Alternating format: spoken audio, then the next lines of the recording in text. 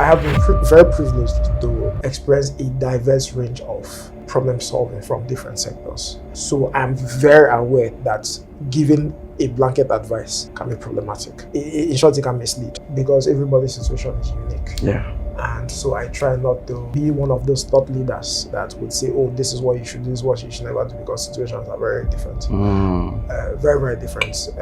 It never plays out the way you assume it's going to play out. I have actually experienced way more failure than success because most people tend to only highlight their victories. And I understand why, because in our society, it's important to always focus on, okay, here are the victories. I know what I'm doing. I learn more from failure than success. What I try to advise people to do is fail as quickly as you can and try very hard not to make old mistakes. My life philosophy and business philosophy especially is every day try and make one mistake as quickly as possible. The quicker you fail and the quicker you can make that mistake, the quicker you can make new mistakes. So I try very hard to make new mistakes every single day by trying new things. The quicker you make mistakes and learn those mistakes, when you look at it after a while, you notice you've grown very quickly. You get, because of the fact that every single day there are things you can't come and tell me now that I would listen to your belief, because I've mostly tried those things. You get, I have the actual experience from running businesses and investing in business and seeing data from different businesses across multiple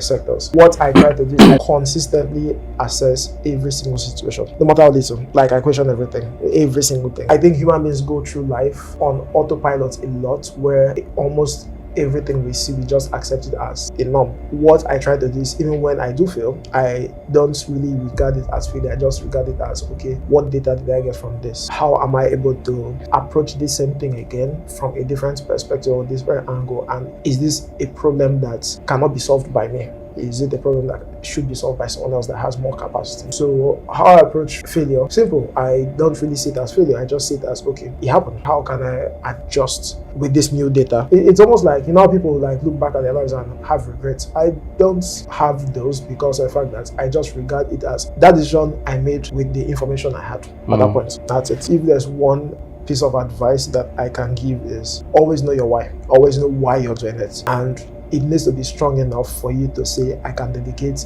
either my life or a significant chunk of it to solve this problem. Once you understand it and you believe in that why, whatever challenges you face, they're usually not really challenges, you actually enjoy solving it. You get, so when you understand the why and why you're solving a particular problem, you usually don't find yourself really worrying about why you're there in the first place. There's always that clarity. There's always that certainty of, okay, I need to get this done. It doesn't matter how difficult it gets, you always know why you're there. I think that's the easiest way to approach it. We have a culture where people very early on want a lifestyle of being an entrepreneur, because I don't know where that culture comes from, where they feel the lifestyle of an entrepreneur is someone that's very flamboyant. Honestly, the business you guys are doing, tell me the business you're doing, so hopefully I can also join. But I'm very certain that most of the guys in my team have better quality lives than I do. I'm very aware of that. I'm not delusional about it. You need to be very aware of what's there. It affects relationships, it affects your personal life goals, it affects your vacation that you want to take. I know founders, tech founders, and I also know business owners in non-tech spaces that struggle with this a lot, where they go online and they see someone else in this space flexing, maybe in Santorini, you get, and you start looking at your business and provoking for your business and like, why is my business not making me this much money to get? You need to understand that there are sacrifices you need to make and be very aware of them, and understand that there are stages to this thing. It took me a while to even recognize that I'd made money personally, because of the fact that I had a payment structure of how I compensated myself, especially my PE firm, that relied heavily on growth over everything else. So even when we had an amazing year, it never really showed in my personal life because of the fact that I was all about growth at all costs.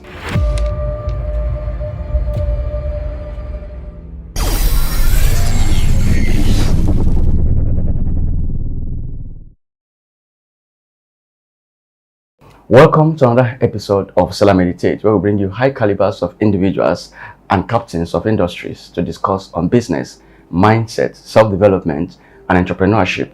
I remain your very host, Benzik. Today we have with us a truly remarkable entrepreneur and a private equity investor.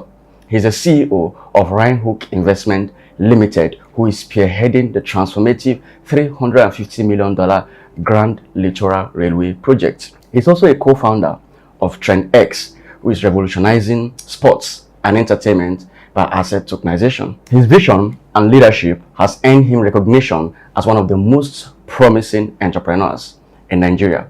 Today, he's here with us to discuss on business, mindsets, entrepreneurship, and also share his journey in a way that's going to inspire you to think, take action, and also ultimately succeed in your own sphere of influence. But before I bring in him, as we often do for our first time guests, I'm just going to take a moment to read his very abridged profile.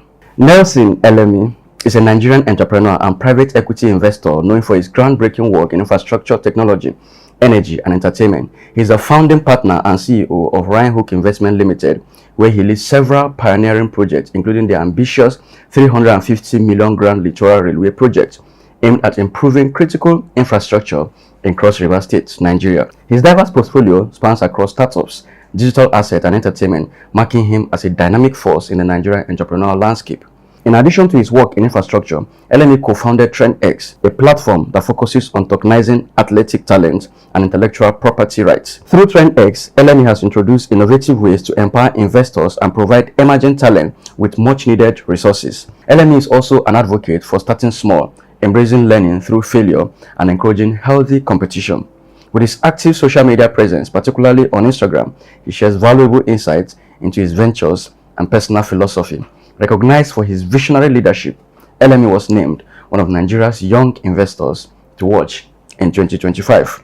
So guys, we do our best to bring you high calibers of individuals like this. And if you love what we do here, do your best to like this video and share it to those who this is going to impact. And if you haven't subscribed, hit the subscribe button. So more welcome, my highly remarkable entrepreneur, Nelson Elemi. After hearing all that, it sounds like I'm contesting an election. It's really a privilege to have you today. Same here, my brother. Share this moment with us, and it's quite significant. You have successfully built a diverse investment portfolio across infrastructure, technology, and also entertainment. Now, many people may not know who you really are. They may want to know, who is Nelson Elemi? So can you tell us more about you and your background? Okay. Thank you very much for the opportunity to be here. Whenever people ask that question, who is Nelson Elemi? It's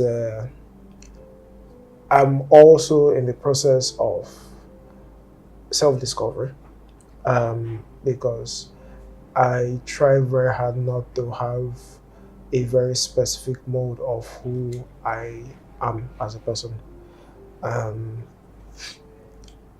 It's very weird for me to actually see an article about myself and people call me a PE, a private equity investor, even though that's what I've been doing for a while now. Same thing with tech founder. I'm like, okay, yes, I know how to code. I know how to design. I know how to build tech products, but I have never regarded myself as a tech founder, or a private equity investor, or an angel investor. What I basically do is I pay attention to problems, and I figure out ways to actually solve them in a way that's sustainable.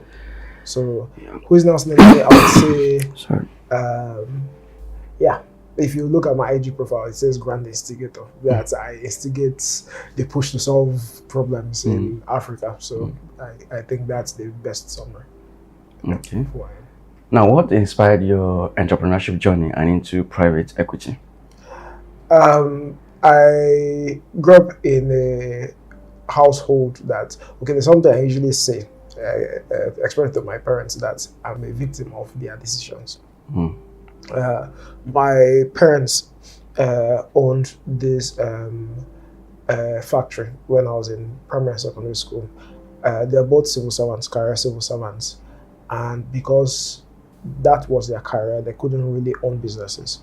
However, I had both the privilege and misfortune to have parents that still wanted to do business, and so they set up a business for their kids, which was a plantain processing factory. So in Cross River State. This was when I was in primary and secondary school. I worked there as a kid during holidays, and sometimes during I'll be done with school, I go back home, and you find me in the factory.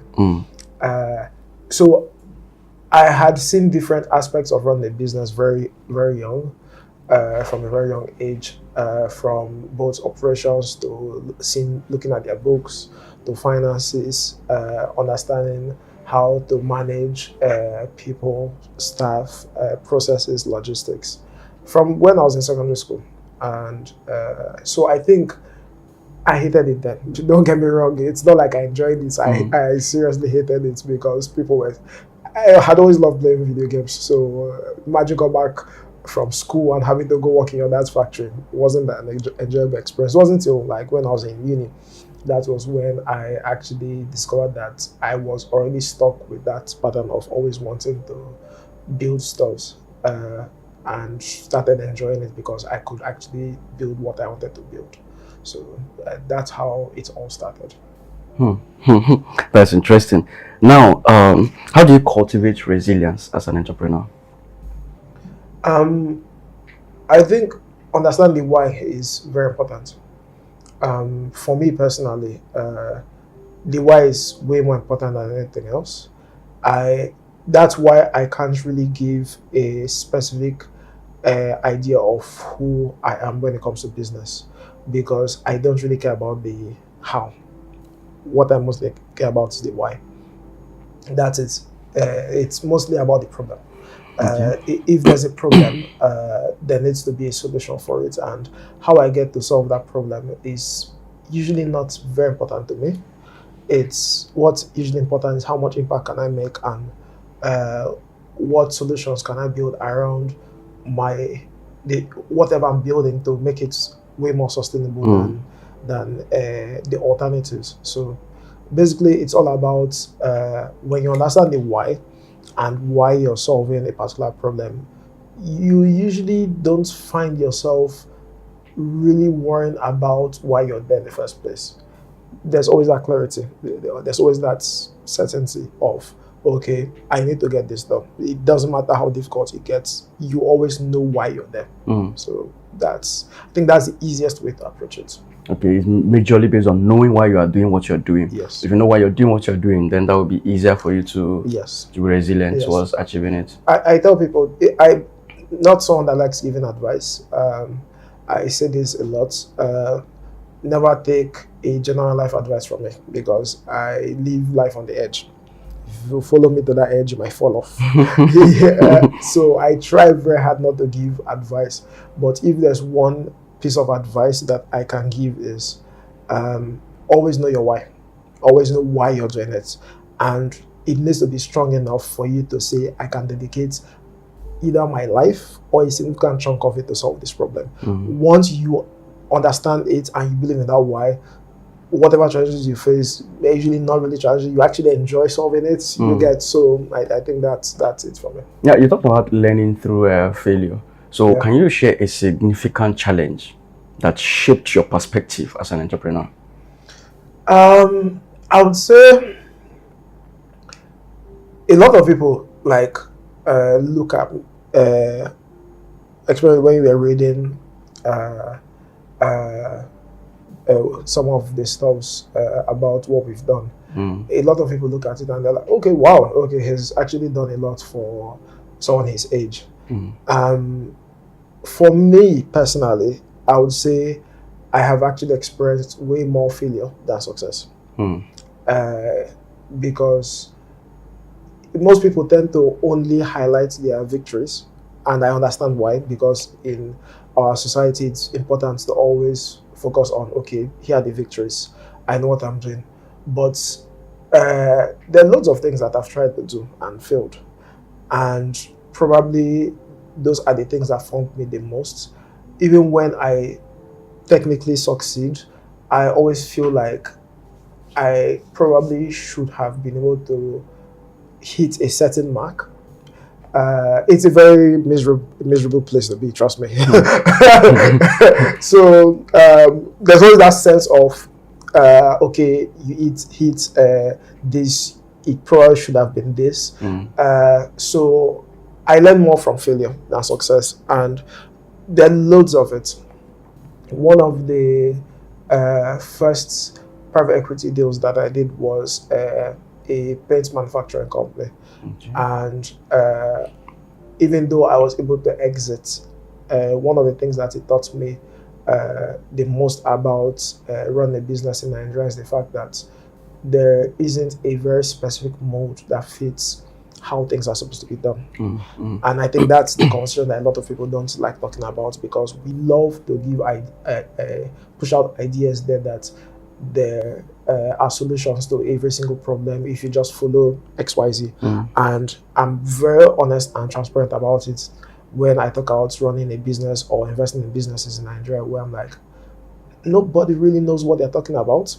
Nobody really knows, because, okay, you passed that road 5 years ago, and this was your own personal experience, and this is how you got out of it. Awesome.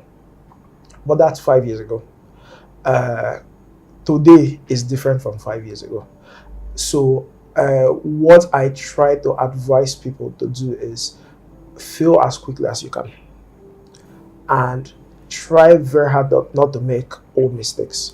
My life philosophy and business philosophy especially is, every day try and make one mistake as quickly as possible. The quicker you fail, and the quicker you can make that mistake, the quicker you can make new mistakes. So I try very hard to make new mistakes every single day by trying new things. The quicker you make mistakes and learn those mistakes, when you look at it after a while, you notice you've grown very quickly. You get, because of the fact that every single day there are things you can't come and tell me now that I would listen to your belief, because I've mostly tried those things. You get, I have the actual experience from running businesses and investing in business and seeing data from different businesses across multiple sectors. So for me personally, I would say that is what has shaped me the most. There isn't one particular experience that shaped me. I would say every single day, because of the fact that I have a wide enough spectrum of portfolio companies and stuff I've done, I'm able to draw experiences from different things that we do and different things that we try, and then we notice, I'm like, oh wow, okay, that's some very insightful data. They work. You get, so you're able to say, okay, this works, that doesn't, every single day. There are things that we do and people are like, why? And my answer is usually like, so we know. So we get that data. I'm not afraid of failure, because what we just do is, when we hit a particular wall, we know, okay, this is a wall. How can we get around? And that's pretty much it. Now, you've built a lot of business portfolio, like you said. I want to know, how did it all start for you? Is it basically more like you started from paid employment, or how did you just find yourself into the state, the current level you are now? Because it may not be that widely successful as you want, but at least at your level and at your age, you are quite successful. Where did it all start from, and how did it happen? I would say the first thing that I had ever built was in my 300 level in uni. Wasn't a business, but was a social enterprise. It was called Pine Heart, African Child Development Program. I started it with a couple of my friends and classmates then. What we aimed to do was to run IQ tests in secondary schools and primary schools, and to also do awareness programs for parents and regulators and students also, and teachers to understand the different learning disabilities in kids and in people. Because even till now, honestly, we still haven't really had conversations around learning disabilities in Nigeria, which is very weird. Dyslexia, dyscalculia, dysgraphia, nobody's having those conversations. A lot of people don't know that they have learning disabilities. There's this cultural thing where people go to school, they keep failing maths, they keep getting flogged for failing maths, or they keep going to school, they keep failing English. Their parents take them to churches to pray for them because they keep failing English. I'm like, you might have a learning disability. So that was the first thing that we started. And I think it probably taught me the most about culture, our culture in Nigeria, in terms of how we see problems and how ready people are when it comes to solving those problems. It also shaped my ideas around understanding the importance of sustainability of any problem you're trying to solve from a business perspective. I can never go into a venture because I am only interested in impact. It needs to make financial sense. I was a bleeding heart when I did that and only focused on impact and wanted to solve problems, but at that point I was still young, did not really have the support network or ecosystem that we have now, and it taught me a lot about how far you go when there's no business case there.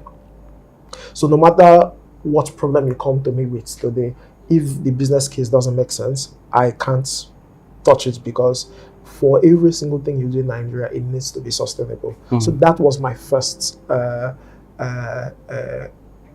that I built, and then from there I got into investment banking, then real estate. Did real estate for a couple of years, then formed a real estate fund, then got into tech. And then tech was basically what exposed me to PE. So when I launched my first tech company, I actually started doing PE simultaneously and exited my real estate fund and firm completely.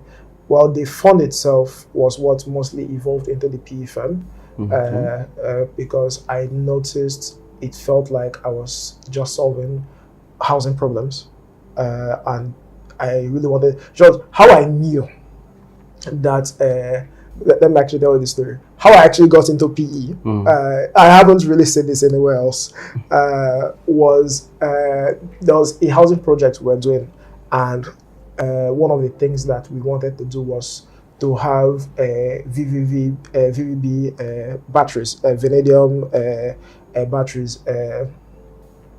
as an alternative backup solution instead of lithium batteries. And I kept looking for a company that could build out the solution in China, and we couldn't find any. So the contact we had in China was like, okay, well, the key components are actually very easy to build. It's just the sophisticated ones that we can just ship down to you guys. We can build that out, ship down based on your capacity, and then you can build the rest in Nigeria containers, and then shipping, obviously you need a shipping container and all that. I and my business partner at that point, we traveled to Aba ourselves and sat down with the fabricators for a couple of days, and we walked around Aba, saw all the fantastic things that were going on there. We saw guys making fake car parts, we saw guys making gas cylinders, we saw different things, you get, and we're very curious, you get. We didn't even have to have a conversation about the impact it made, and after that whole experience and that whole trip of building something and investing into something that wasn't necessarily real estate for the first time in our lives, we just had a conscience, we're like, we can actually be doing more. We've got to that point where I don't see us building any new luxury apartment or shortlet apartment that would satisfy our need to actually do more.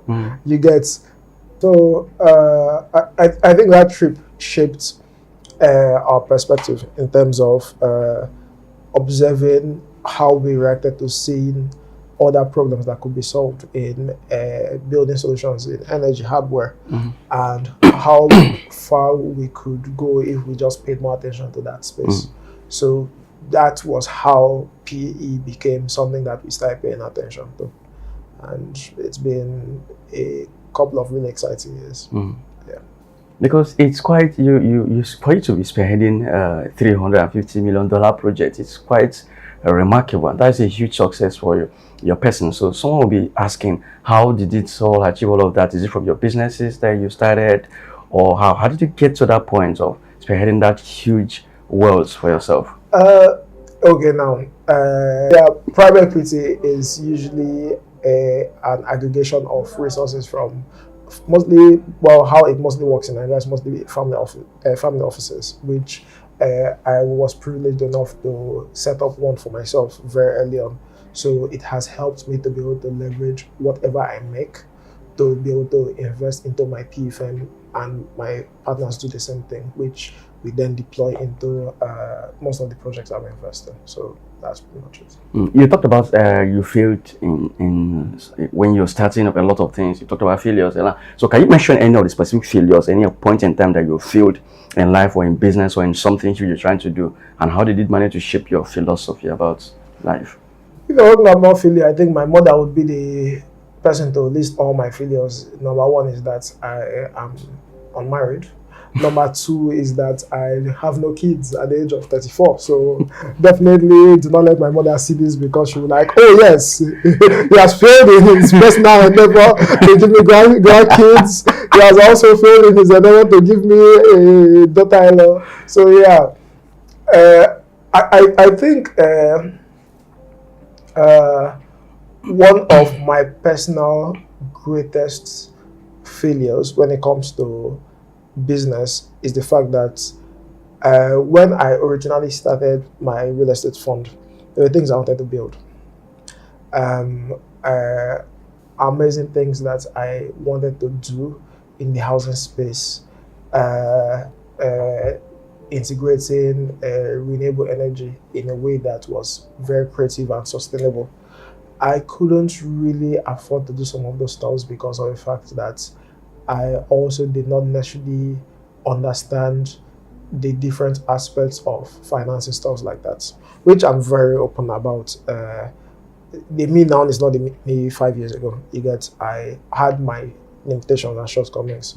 So when I look back at all the things I've done, I think that's the major thing that I look at. I'm like, I had great ideas. I couldn't execute any of them then because of the fact that I did not, one, have the capital to do so, two, have the access to capital to do so, and three, I did not have the skills and couldn't really hire the right people to also execute my vision. So it taught me a lot about understanding my personal limitations and limitations of where my business is at every single stage.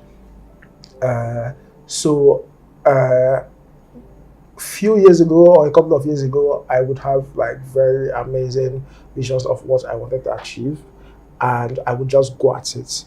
Me today, I'm very aware of what my capacity is and what my firm's capacity is, and I'm able to articulate and say, okay, this is what we can achieve, this is what we can't achieve. So I would say the one place that I might eventually go back to when I probably am more or less busy, which honestly I'm not sure that's going to be in this decade, but one place I might go back into is building energy solutions and investing in energy solutions around housing, because I think that's something that we haven't yet figured out, not just in Nigeria but almost everywhere else in the world. Residential energy consumption is something that my own personal belief, we have gone to a point in terms of technology where it should be almost autonomous. A lot of investors in that space, when it comes to grid scale solutions, might not be happy at that because of the fact that you still want to invest in grid scale solutions, so it's easier to build and you have structures around that. But my vision of the future is we should be able to, because the consumption for residential buildings isn't that much. My belief is we should be able to get to a point where you should be able to integrate that into the cost of building a home, and you should be able to integrate that into how homes are built, so they become more sustainable. I think that's the only thing that I might go back to, because I feel like that is where I failed the most. But with all the failures, how do you personally approach failure in life? I'll give you a very, I don't know whether this is a failure, but I'll give you a personal example, like a very simple example. 6th of December, 2 years ago, 2023, I fractured my tibia and fibula. Cut off completely. Sparring accident. I was quite literally sidelined for 3-4 months. I remember my dad had a conversation with me. He came to see me and he was like, I know this is not the most ideal period in your life for this to be happening to you. However, you need to understand that you might have to slow down because of the fact that you can't walk. And you'll probably not be able to walk for the next couple of months or maybe years. And I was like, I know that. I'm very aware of that. However, I can guarantee you that once I'm done with my surgery, less than a month, worst case scenario, a month, I'll be back in the gym. I was like, yeah, very stubborn person. I was like, I know. 2 weeks after my surgery, with crutches and bandage and everything, I went to the gym. I worked out. Everybody from my assistants to my business partners to my folks, they were all mad at it. But it helped. You can't even tell now that I'm recovering from something that I probably would have lost my leg. Because what I try to do is I try to assess, consistently assess every single situation. No matter how little. Like I question everything. Every single thing. I think human beings go through life on autopilot a lot, where almost everything we see, we just accept it as a norm. What I try to do is, even when I do fail, I don't really regard it as failure. I just regard it as, okay, what data did I get from this? How am I able to approach this same thing again from a different perspective or this very angle? And is this a problem that cannot be solved by me? Is it a problem that should be solved by someone else that has more capacity? So how I approach failure, simple. I don't really see it as failure. I just see it as, okay, it happened. You get, how can I adjust with this new data? It's almost like, how people like look back at their lives and have regrets. I don't have those because of the fact that I just regard it as that decision I made with the information I had at that point. That's it. Now, with your diverse portfolios across industries, how do you balance innovation with long-term sustainability? My full-time job, I keep saying, is a tech founder. It's in tech. That's basically what I do 24/7 every single day. I lead a very amazing team, solving really exciting problems in asset tokenization. And one of the things that I personally believe is that for Africa to get to a place where it's able to aggregate loads of resources to solve its problems, we need a certain level of transparency in place, a certain level of honesty. In short, forget honesty, transparency. I don't believe in an Africa where we become better people in terms of we become good. That's not what I believe. I believe in an Africa where there are more measures and institutions in place with better transparency protocols and measures, where we can see where funds come from and where they're headed, and we can also invest in things and see how the money is being used. I try to do that in my personal business. I try to do that in every single thing I do, where I focus more on transparency, and that's what we're building in TX. So how I see long-term growth and sustainability for us, just if we can get to a point where we have more transparency and access to more data, it would significantly help to push the needle.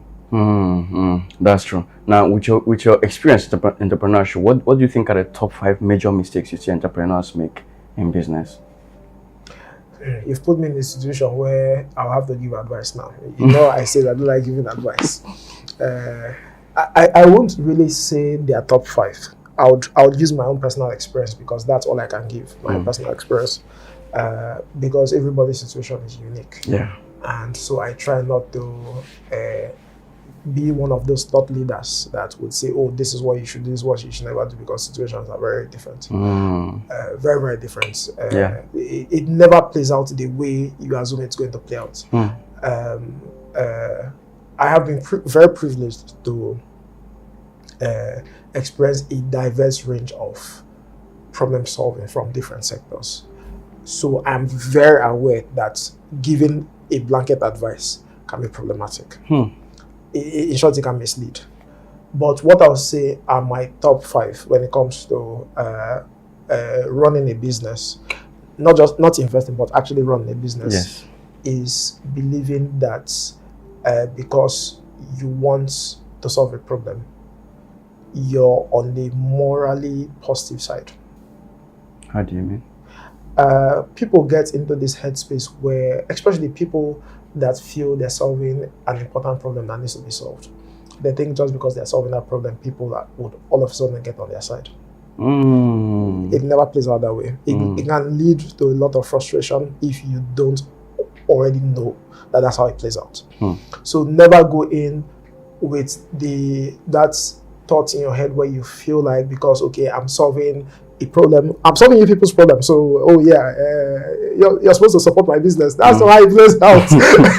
You're not the actor in the film. You get, you're not the actor there. You get, you are not. So I think that's the first thing that you need to be very aware of. So never go in expecting to just be successful because you feel you're doing good. It doesn't play out that way.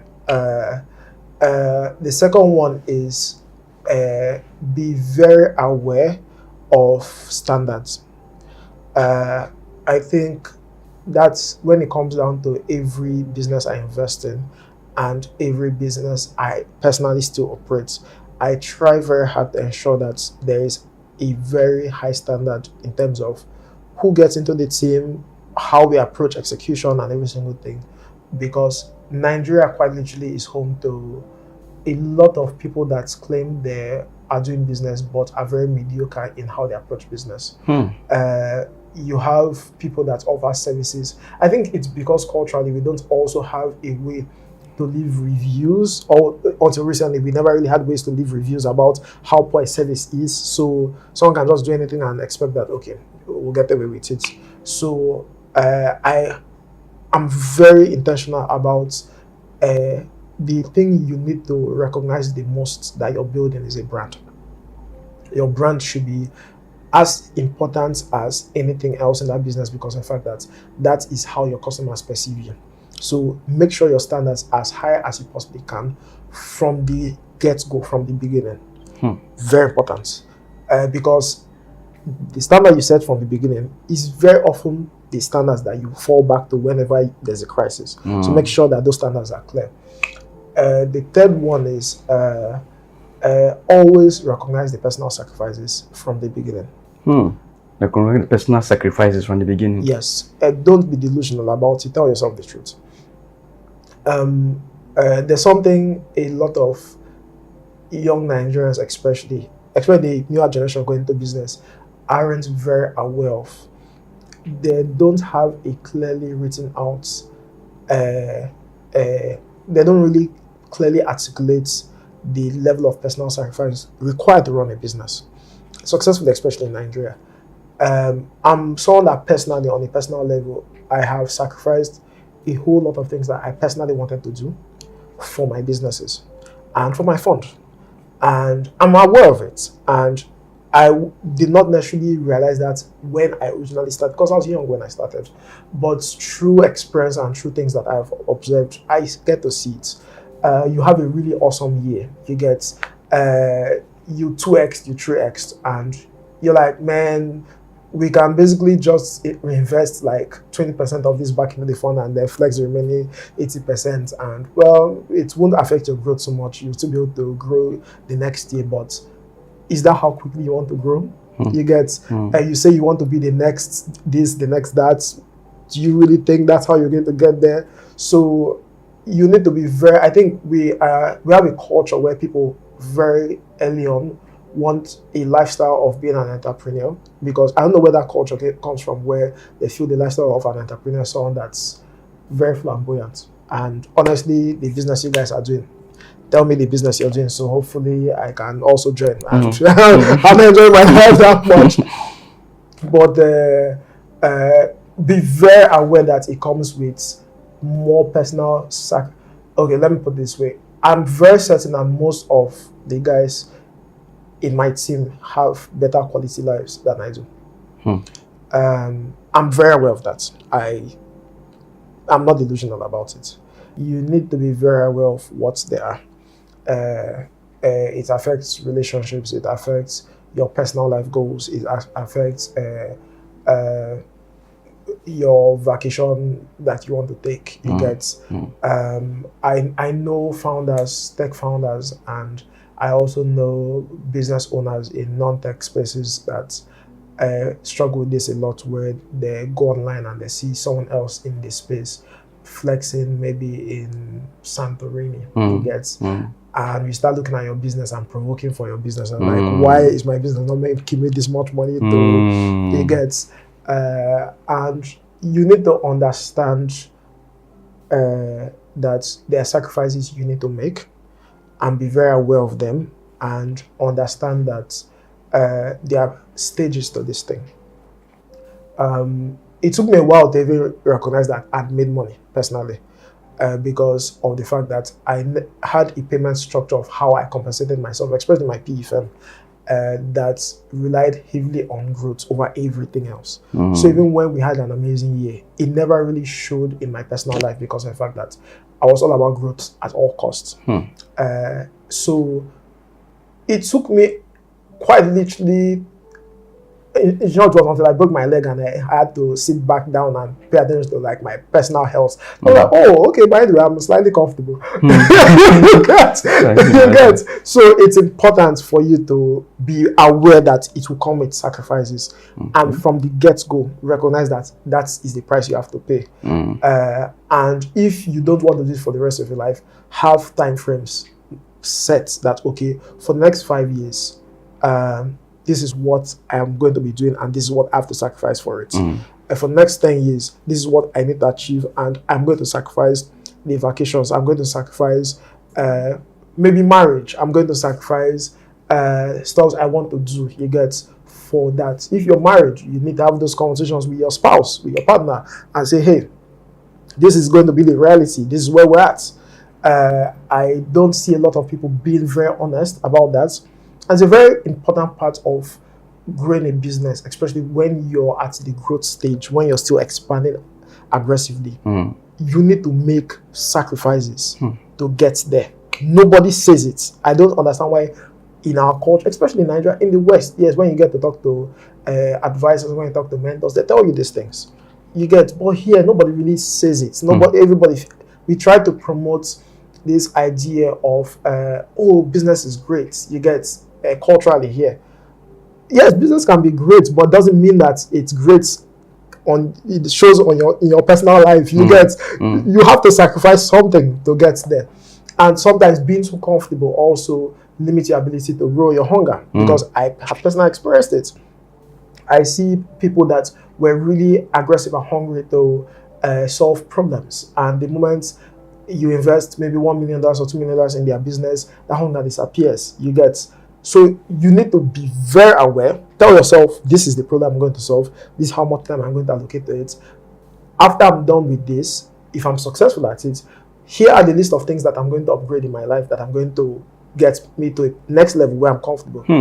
That is how I approach it. You get. So if you don't have those conversations with yourself and you go in, one day I guarantee you get frustrated, because you get angry at your business, because you keep realizing you're sacrificing your personal stuffs for your business, and then one day you're like, this business is not giving me what I want. You get angry at the business, and you forget that it's a process, because you did not have that connection. The fourth one is make sure you build with the right people. Build with the right people. Yeah, make sure you build with the right people. I think that's something that a lot of people ignore. if there's anything I publicly say as often as I can, is the fact that the only reason why I'm successful is that from the first business I started till today, my business partners are still the same business partners I have. My closest friends today were my first business partners. We still try very hard to own houses in the same cities. We still try very hard to spend as much time in the same place. If we're moving to a particular place to invest in a particular thing, we try to all move there, or at least have a house there or an apartment there, because of the fact that we've noticed that being able to have someone that also checkmates you in terms of your excesses, that understands you from the one, is always there to help guide you when you're weak. Because people always assume, I'm an apex predator, I can do it on my own. No, you can't. I personally do not believe in that. I'm a self-made this, I'm a self-made that. That thing is rubbish. Nobody's self-made anything. Any article I mistakenly see them say self-made, I get irritated by it.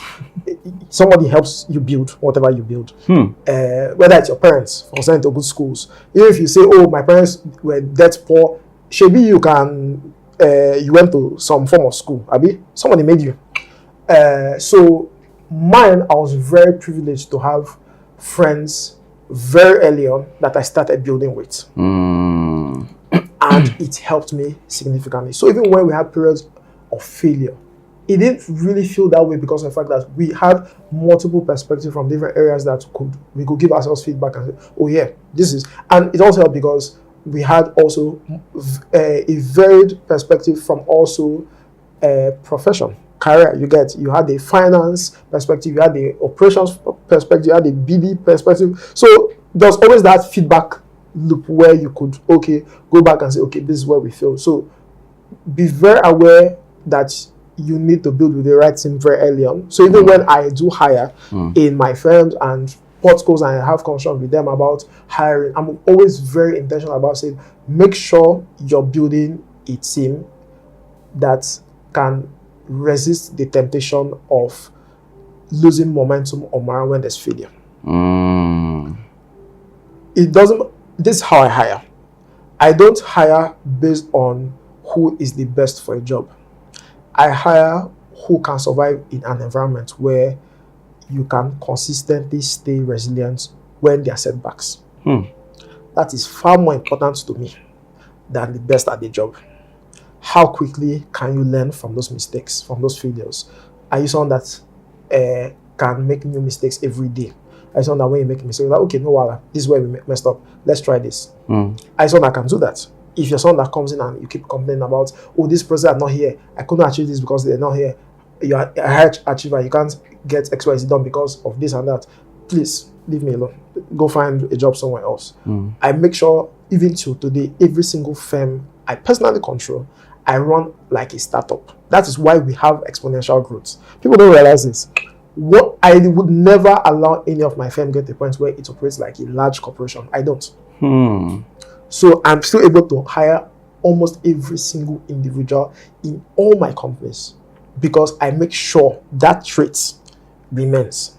So that way, even when I am not there, they are constantly solving problems and learning from their mistakes. So half of the time when I'm having meetings with my manager, it's almost like I'm in a lecture receiving updates about some new thing that they've learned. It's very important. If you don't have that, especially in Nigeria where the wind changes every day, you want to hire someone that is a high achiever that cannot change as the wind changes. Trust me, you would have businesses that stagnate and die. I'm young, my focus is growth. Last one is make sure from the beginning you know how long you want to do it for. How long you want to do it? Yeah. Have an exit plan. Do you want to do it for life? Or do you want to do it for a particular number of years? Deep. You have to figure out which one it is. Is this a life calling? Or you want to do this for 10 years or 20 years? And exit and go live your life. Make sure from the beginning you figure that out. And I'm not saying you can't change your mind in between, but always make sure you know what it is from the beginning.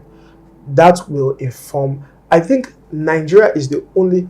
I see this a lot because I also do a lot of PE deals where you go into a business that you're trying to buy a business, and the person that built the business from the ground up did not even know that they will need to exit at some point. So they don't even build it with processes around it so they can easily sell it tomorrow. So I see a lot of business owners stuck with the businesses they've built because they can't sell it. Wow. You understand? I recently was having a conversation with a business owner, very large, successful business owner that has been trying to sell for a while. Nobody can buy it because every single time everybody looks at it, the owner is too tied to the process of the business that if they buy it, the business cannot survive without the person. Understand? But the person in question built a business and one day woke up and said, "Oh, buy the one to sell." You can't sell because you did not build the sell. You get so if you don't have that perspective from day one, am I building this to sell? Am I building this to scale and maybe go public? Am I building this for life? If you ask guys like Mark Zuckerberg, he'll tell you, "Oh, he will build Facebook till he leaves this earth." But there are other guys that do not want to build their companies for life. They'll tell you, "Oh, I want to use it for like 20 years. After 20 years, I sell and move on with my life." Know what you want to do from day one and build it accordingly. Wow. That's why even these days you see Mark consistently promoting Facebook, Meta. He's basically the most vocal person in the company because he knows this is his life. He's not trying to detach himself from the business. There's a difference between Mark's leadership and Bill Gates' leadership. Yes. Bill Gates knew he was going to step down from a key leadership position at some point, so started doing his NGO work. So Microsoft, he started distancing himself from Microsoft so he could focus on other things. That's it. Mark, every single day you open his Facebook and Instagram, he's talking about this new product, this, that, he changed his hair recently. That's because he knows that his own is for life. And he has also maintained control of his board, maintained control of controlling voting rights and everything because he knows this is for life. He doesn't want someone to kick him out of his company. Know from the one that this is, I'm building for life, I'm building for 20 years. That's the goal. So I'm not saying these are the 5 most important things, but for me, those are the most important that I have come to realize that are very instrumental in making sure that you don't get to a point where you feel, what am I doing here? Wow, this is quite a different perspective entirely, and quite very, very deep. Now, as a private equity investor, now what do you think? As an entrepreneur building a business, what do you think is some of the reasons why some entrepreneurs or some businesses find it difficult to get capital to progress or to expand their businesses? That one is more textbook related.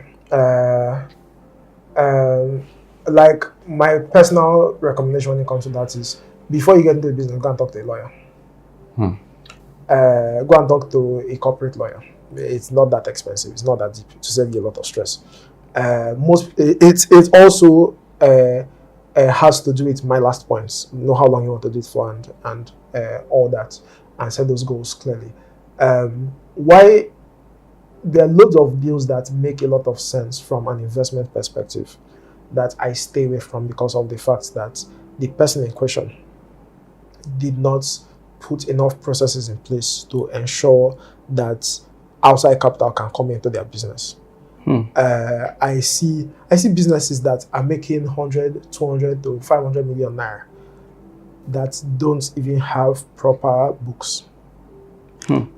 I see businesses, it will shock you in Nigeria that there are businesses that make monthly revenue of 50 to 100 million, some even 200 million naira, that the founder's accounts still receives a ton of that revenue. I see businesses that make a ridiculous amount of monthly revenues, some small businesses, some medium-sized businesses, and still do not have a board. I see businesses that are, from a financial standpoint, are wildly successful and probably haven't paid their taxes. You get, there are lots of strange things that you see in Nigeria, especially from business owners. It's almost like we go into business just to make money. And then when you run to the wall where you like need external funding, that's when you now all of a sudden, oh, I need to get all these things done. It's usually more difficult to do it from that perspective. Wow. It's always better from the one, sit down with a lawyer, make sure your processes are as clean and transparent as possible. Wow. Once you get that done, I'll give you an example. There was this one is also a TX story. There was not just one situation, but a couple of situations where, since we also do IP tokenization in TX, before we started focusing heavily on just infrastructure, I used to do a lot of entertainment investments, because entertainment is also one of those very exciting spaces in Nigeria that has a lot of upside, and it can be profitable if you know what you're doing. One of the major difficulties that we had there was we had to invest on individual IPs, because of the fact that a lot of the entertainment companies operated like a one-man business, where, okay, I just get money from friends or some politicians and go and do one movie and it makes sense, and then we share money and we go. Oga, your business doesn't have liquidity. Your business does not have consistent, predictable cash flow. Did you go into this thing and say, okay, as the owner of a studio, I want to be doing on average 10 films a year. This is what my cash flow would look like. This is what we'll be doing. This is what we'll do. Because when you look at studios in other parts, especially in America, even Bollywood, they're not doing it. They know exactly what they are operating. Their development budget is for a year. They know their project budget for a year. They know, okay, even before they know the scripts that they are developing, they already have a budget. They already have projections of how much they're going to make for a year. Someone in Nigeria that wants you to invest in his film project expects you to invest in the film project just based off of the merit of just that one film. The risk exposure is ridiculous, because if the film is a flop, I have lost my money. You get? Yeah.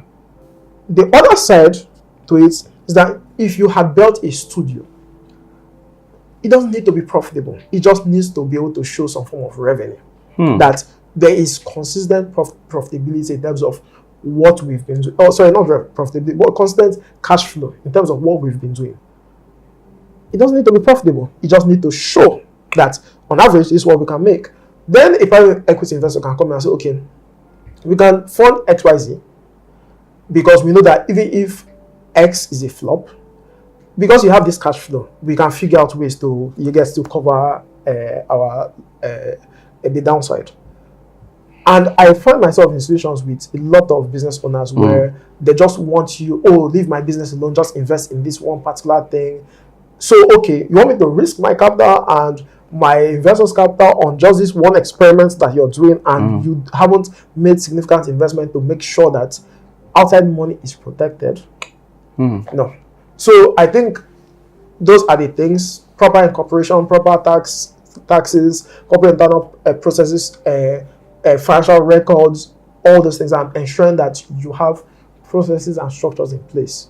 That's the only time somebody that's serious in PE would even touch you. Wow. What do you think are some of the reasons why some businesses plateau at a point and they cannot be able to pass that stage, and what can they do to be able to break away from that plateau?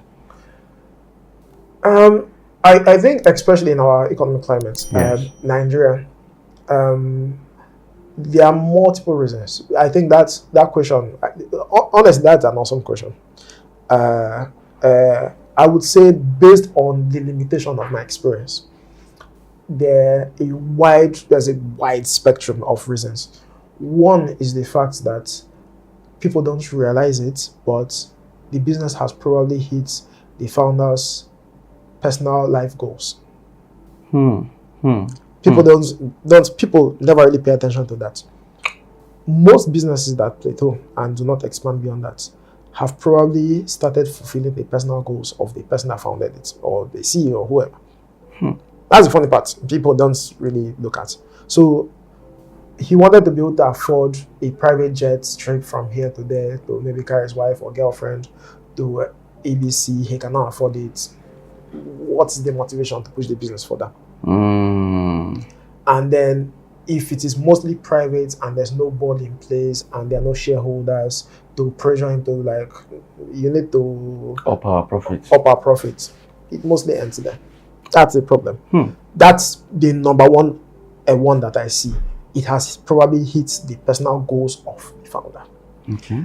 The second one is not realizing that there's a limit to how much you can grow with just profit. You get there's a limit to how much you can grow with just profit. Yeah, there's always a limit to how much you can scale with just profit. No matter how profitable your business is, there's a limit to how much you can scale. There are times that you might need outside money to be able to scale, to be able to do R&D, to be able to do other stuff. So people always pay attention to, I buy for A, I sell for B, I manufacture for A, I sell for B. That's pretty much it. And you get to a particular point. A business I can call, but I am not going to mention that I have assessed and I see this is consistent in most of them. Your business is fine. It's great. But for you to move to the next level, you need external funding, you need private equity, you need venture, you need debt. And I think in Nigeria, apart from the tech space, the traditional business space has had to deal with only debt. You get, for years now, it's only debt that people have as an option for when they need to expand, for when they need capital. Nobody really says, oh, I'm looking for private equity investors, because they don't know that we exist. Mostly also, yes, I personally do a horrible job at also promoting the fund, because personally, until recently, I preferred the fact that nobody really knew us, because it helps us to get deals on the cheap. Because obviously, when nobody knows who you are, they don't know how big you are. So you're able to get very affordable deals. That's true. But now that we're no longer focusing on smaller projects or smaller businesses, where we're just focusing on infrastructure, I can openly say it, and I can be very open and vocal and say, okay, yes, we do private equity, because now it's not like I'm coming to negotiate to buy your company. That's another value. So that's the thing. So I would say those are some of the reasons. Another one is the fact that people, especially business owners, do not realize that there are processes that are for small companies, there are processes that are for medium-sized companies, and there are processes that are for large corporations. So if you have a process in place that are for small companies, there's a limit to how far you can grow. If you have a process that are for big companies, there's a limit to how far you can grow. Medium-sized companies, there's a limit.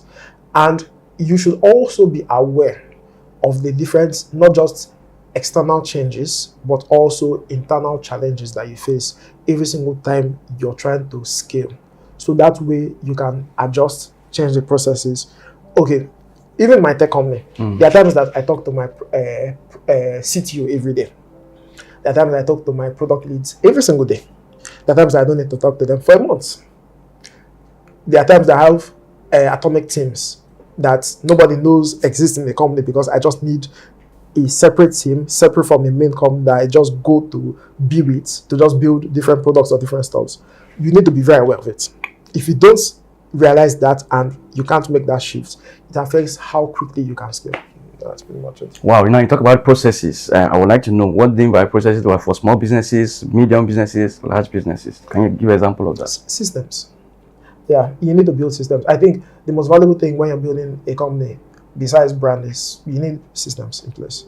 Internal systems. You need you need to build. Okay, this is something that this is the only thing that I would say a lot of people say online on TikTok and Instagram about running a business that is very true. Spend more time working on your business than in the business. What you should do when you are a founder of either a tech company or not a tech company, or you're just an executive CEO with an MBA, no matter what you're doing, ensure that you're focused mostly on building systems. E.g., somebody comes to me and complains, oh, this person sent me one email, that's not how we're supposed to do things, this is this problem, that's that.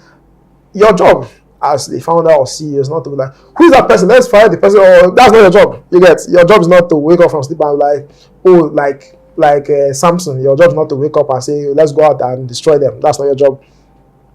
Your job is to observe what systems did you have in place that allowed XYZ to happen, and what new systems can you put in place to ensure that XYZ doesn't happen again. Or you tried to hit a particular goal and you missed it. Don't attack the people in those positions. Figure out what limitations in your system did not allow them hit the potential that you know they have to hit those goals. That's what you should focus on. If you want to go and be managing people, you're wasting your time. Make sure it is systems you're putting in place.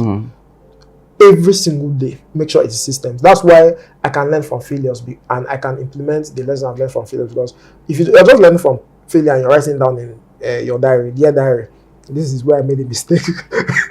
You're not going to remember all your mistakes. You're not going to remember all your mistakes. How you remember your mistakes or how you correct your mistakes, not by just saying, oh, I made a mistake here and I'll never make it again. That's how you correct your mistakes. You correct your mistakes by putting new systems in place that ensures that mistake you made, you don't make it again. That's pretty much it.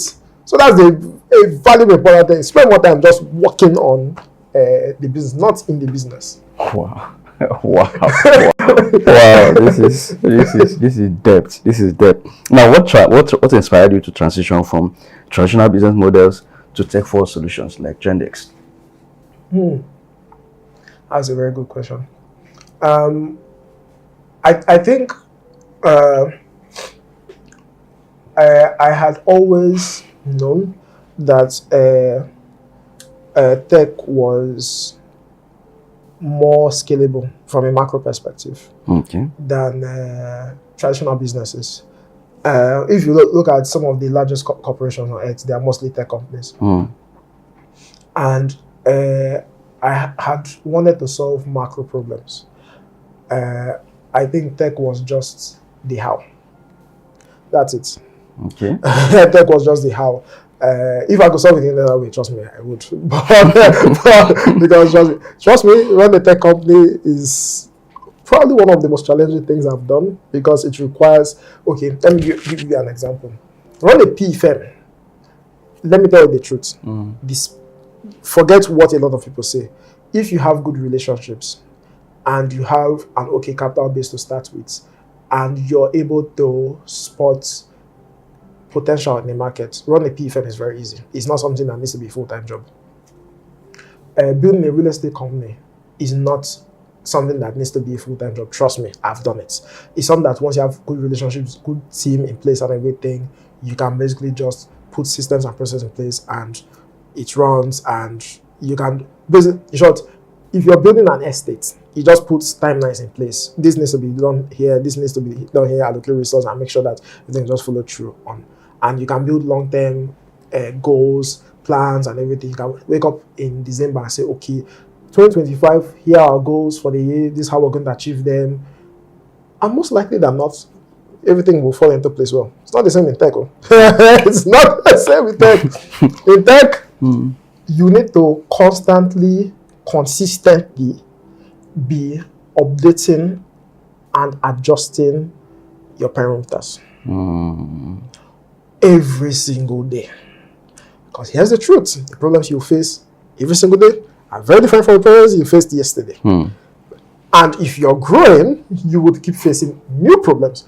In short, when we started initially, our biggest problem was figuring out how to build the right product that met the problems of our clients. Got the points where the clients that we're getting had new problems because of the fact that we had expanded our parameters from just dealing with very specific markets and very specific sectors, because of the fact that we wanted more data from other areas. So we had to expand from real estate tokenization to IP tokenization to infrastructure to other areas. And very quickly we noticed that every single time we tried to accommodate a new sector, came with a wide range of other problems, a wide range of things that we never could imagine. So it's something that every single day you need to listen to your users, listen to your customers about, okay, this is my personal thought. You listen to them about the problems that they have and about what they claim they want. but you still just go and build solutions to solve the problem, not what they're telling you the problem is and how you solve it. Figure out what the actual problem is. So every single day, my job, well, this is probably why I love being a tech founder. I have the most amazing job. Besides like dealing with my team, which is awesome and everything, almost every single day I get to talk to business owners. You get people that have a wide range of problems. Today I can wake up and I'm talking to someone that is making drones. You get. Tomorrow I can wake up and talk to someone that is making a movie about something really crazy. You get.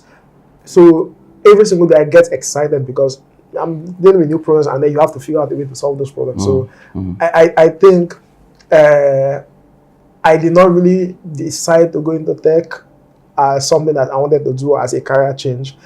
In short, here's a honest story.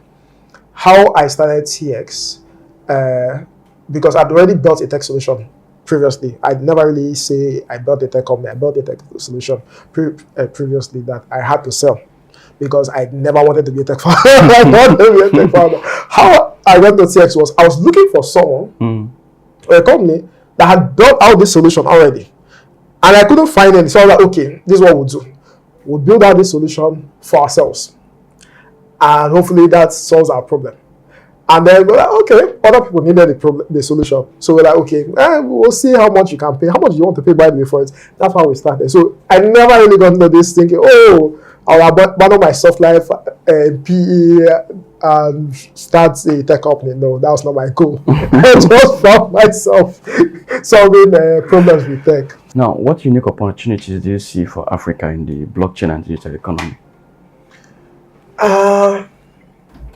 So for Africa, how I see Africa is for those that play strategy games, like Total War and so on, which I personally still play. Rise of Nations and all those games. You know how when you start, you can't really see parts of the map because it's shrouded in mystery and nobody knows what's going on. That's how the outside world sees Africa, no matter how much data they're able to get. And even Africans are unable to. I hear this thing a lot where people talk about Africa from a perspective of, Africa has potential, but they can't really see the opportunities to invest or to do stuff in Africa. I think that's because Africa does a poor job at articulating the opportunities. We do a very horrible job at articulating that, and we haven't done enough when it comes to transparency. Even with our electoral processes, we haven't put enough processes in place to give the large population that we have in Nigeria and other parts of Africa enough confidence in our processes. I don't know and I don't care whether an election is fair and fair and whether you publish it as fair and fair. What I care about is how much do the people that you're saying that to trust what you're telling them. You get, and I think this is where we fail a lot in Africa, where we just think because something is said or declared, people should automatically accept it. Like we're aspirational speakers, like all of us are motivational speakers. Africa has so much potential. So how is that anybody's business? You get, like we need to be able to build transparency into most of the things we do, because already our reputation isn't great. So if you don't have processes in place that guarantee transparency in electoral processes, guarantee transparency in investment, guarantee transparency in banking, guarantee transparency in a lot of in value chain, in a lot of things that we do, it would be very difficult for us to invest, because people talk about external investments, foreign investors. For heaven's sake, we have enough resources locally to aggregate to do whatever we need to do. The problem is we don't just trust ourselves. And it's okay not to trust ourselves, because obviously track record is there. Just make sure most of the processes you are able to build in institutions are more transparent. The major reason why I got into asset organization and using Web3 to solve that is because of the fact that I noticed that we could build solutions that allows end-to-end transparency for people that needed capital to be able to tokenize their assets, and for investors that need to invest in that asset class to be able to see exactly if I invest 100 million naira into this, how would my funds be used on the other end? I'm able to see it. You guys, I'm able to see how the funds are being used, how returns are being made. Not you come and tell me one plenty story and I'll just believe you. That is how I see this space evolving, where a lot of the very undervalued assets that we have in Africa, a lot of it can be moved on chain, where people are able to have more transparent interactions with assets. So that way it's easier for us locally to invest in those assets and also external investors to invest in it. That's my vision, and that's basically what we're building. If we can get to a level where that's is mainstream, it helps most African economies to significantly grow because they can aggregate capital locally and also attract foreign investment to all the areas that they want to. But first, we need that transparency. If not, without that, we'll keep having, even recently in the tech space, a lot of VCs and investors that I talk to on a personal level, most of the challenges that they have is they invested in tech companies where the founders took their money and decided to go buy houses in Canada or decided to just flex their money and they stopped building what they needed to build. And I understand that VCs don't like talking about those stuff because of the fact that it's bad for them also when they want to raise capital to fund their funds. But if we don't find solutions to it, we'll keep having a difficult time funding what we want to fund. Why don't we just have an honest conversation about it? I say our processes are not transparent enough. People run away with our money. Somebody collects money from me and decides to go and marry or pursue South African women. Or someone collected money from me and decided to flex all his girlfriends from his secondary school days that he probably liked and couldn't fund the lifestyle that they wanted. It happens. You get? That's because there are no transparent processes in place. Once that is done, then I think it will be easier for us to have the serious growth that we all claim is in Africa. And that's so true, and that is very true. Now, what impacts do you envision TrendX having on the global perception of African talent in sports and entertainment? Entertainment, one. I think entertainment has been one of the biggest successes that we've had when it comes to our global exports. Yeah, sure. We've been very successful there.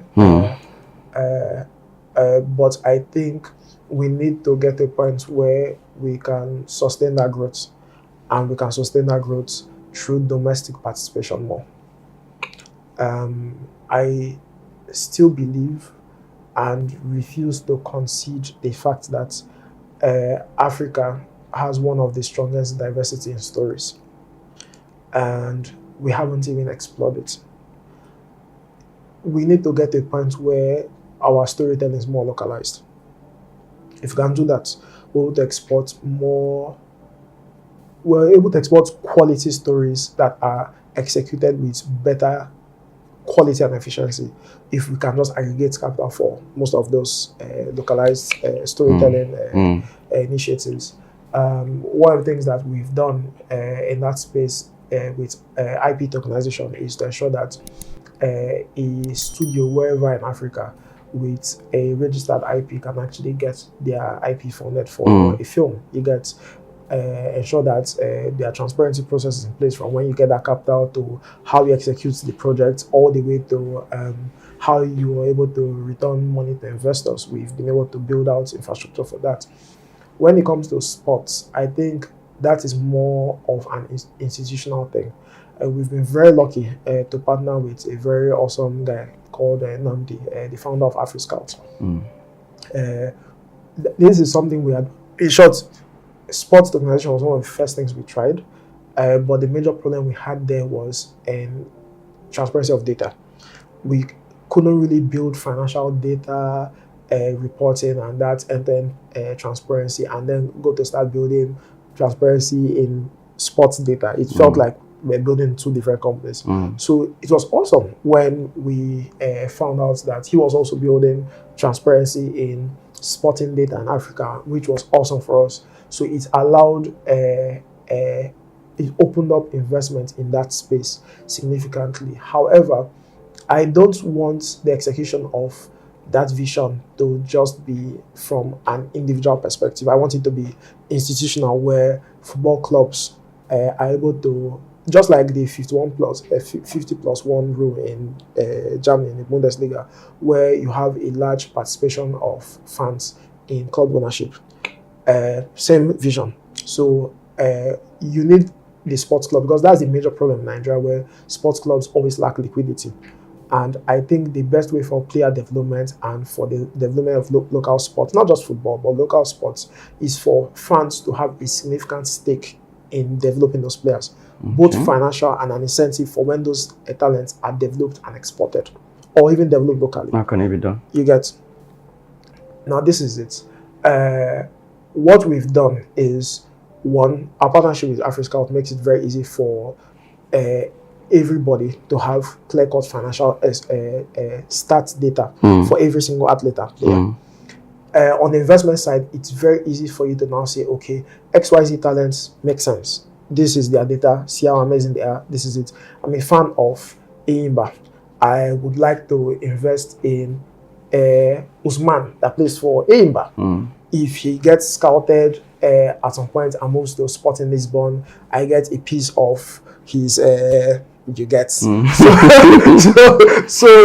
it helps even grassroots players to get that support that they need from fans, not just, oh, you're great, but also let me invest in this your dream. And you're not just investing based on the fact that you like the guy, but you're investing based on output, based on actual consistent data that this person is actually good. And the only way it can work is not just off of the grassroots level, where you're just investing in a player because of the fact that they're good, they're playing in your backyard and they're good. No, it's for sports club in Nigeria and Africa to adopt that as their business model, where a sizable chunk of their sports club is owned by fans, and a sizable chunk of the investment that goes into player development comes from fans.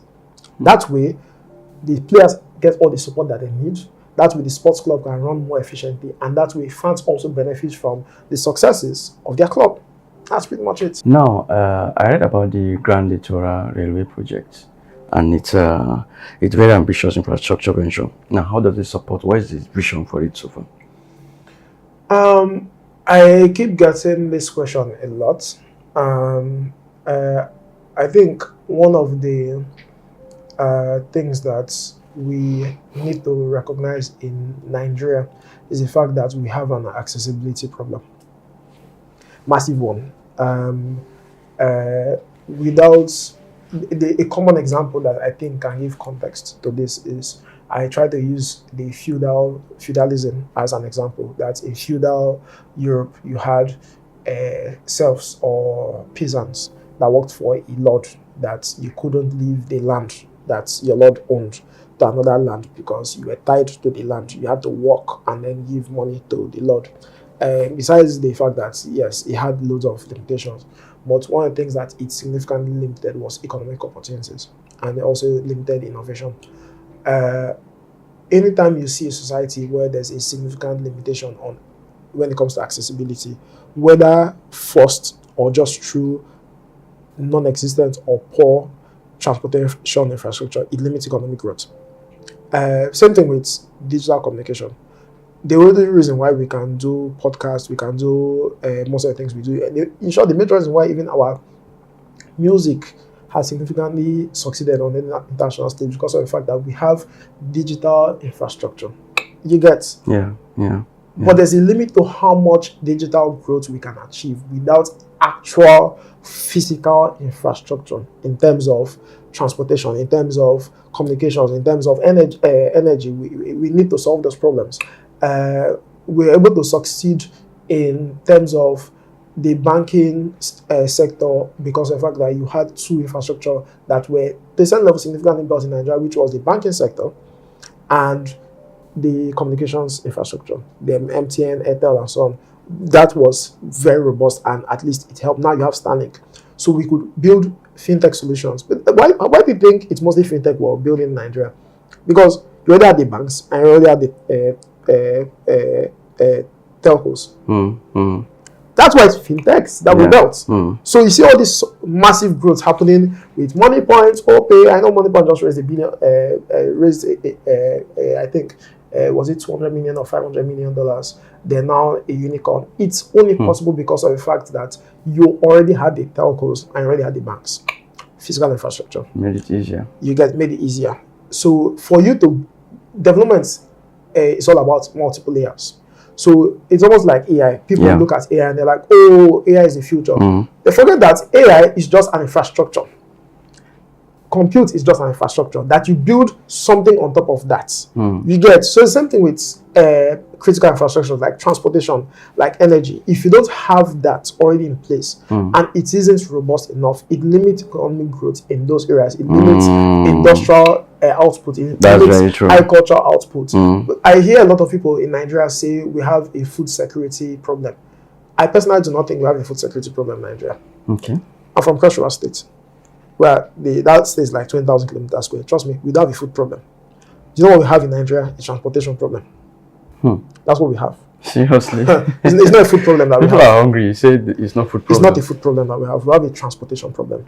When we can solve our transportation problem, where somebody can farm in a particular village and there's a train station or a cargo station where they can move their farm produce to, and somebody is on the other end that has already paid for 1,000 tons, 10,000 tons of XYZ to move from, because let's not forget, when we were in secondary school, she used to say, oh, the way to scale agriculture was to have better processing plants, to have better storage facility. That was what they told us in secondary school. Yes. But let's be realistic. You can't have that in every village.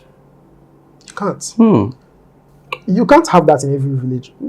You don't even know how villages we have in this country. And it's villages that agriculture happens. It's true. So how do you aggregate all the agricultural output? By having good infrastructure, transport infrastructure, where no matter the village, I mean, it's easy and smooth. You can it can be refrigerated carriages. You just put your produce in there, and it gets where it needs to go to. Then it's processed or sold in the market. That is our problem in this country, and that's just agriculture.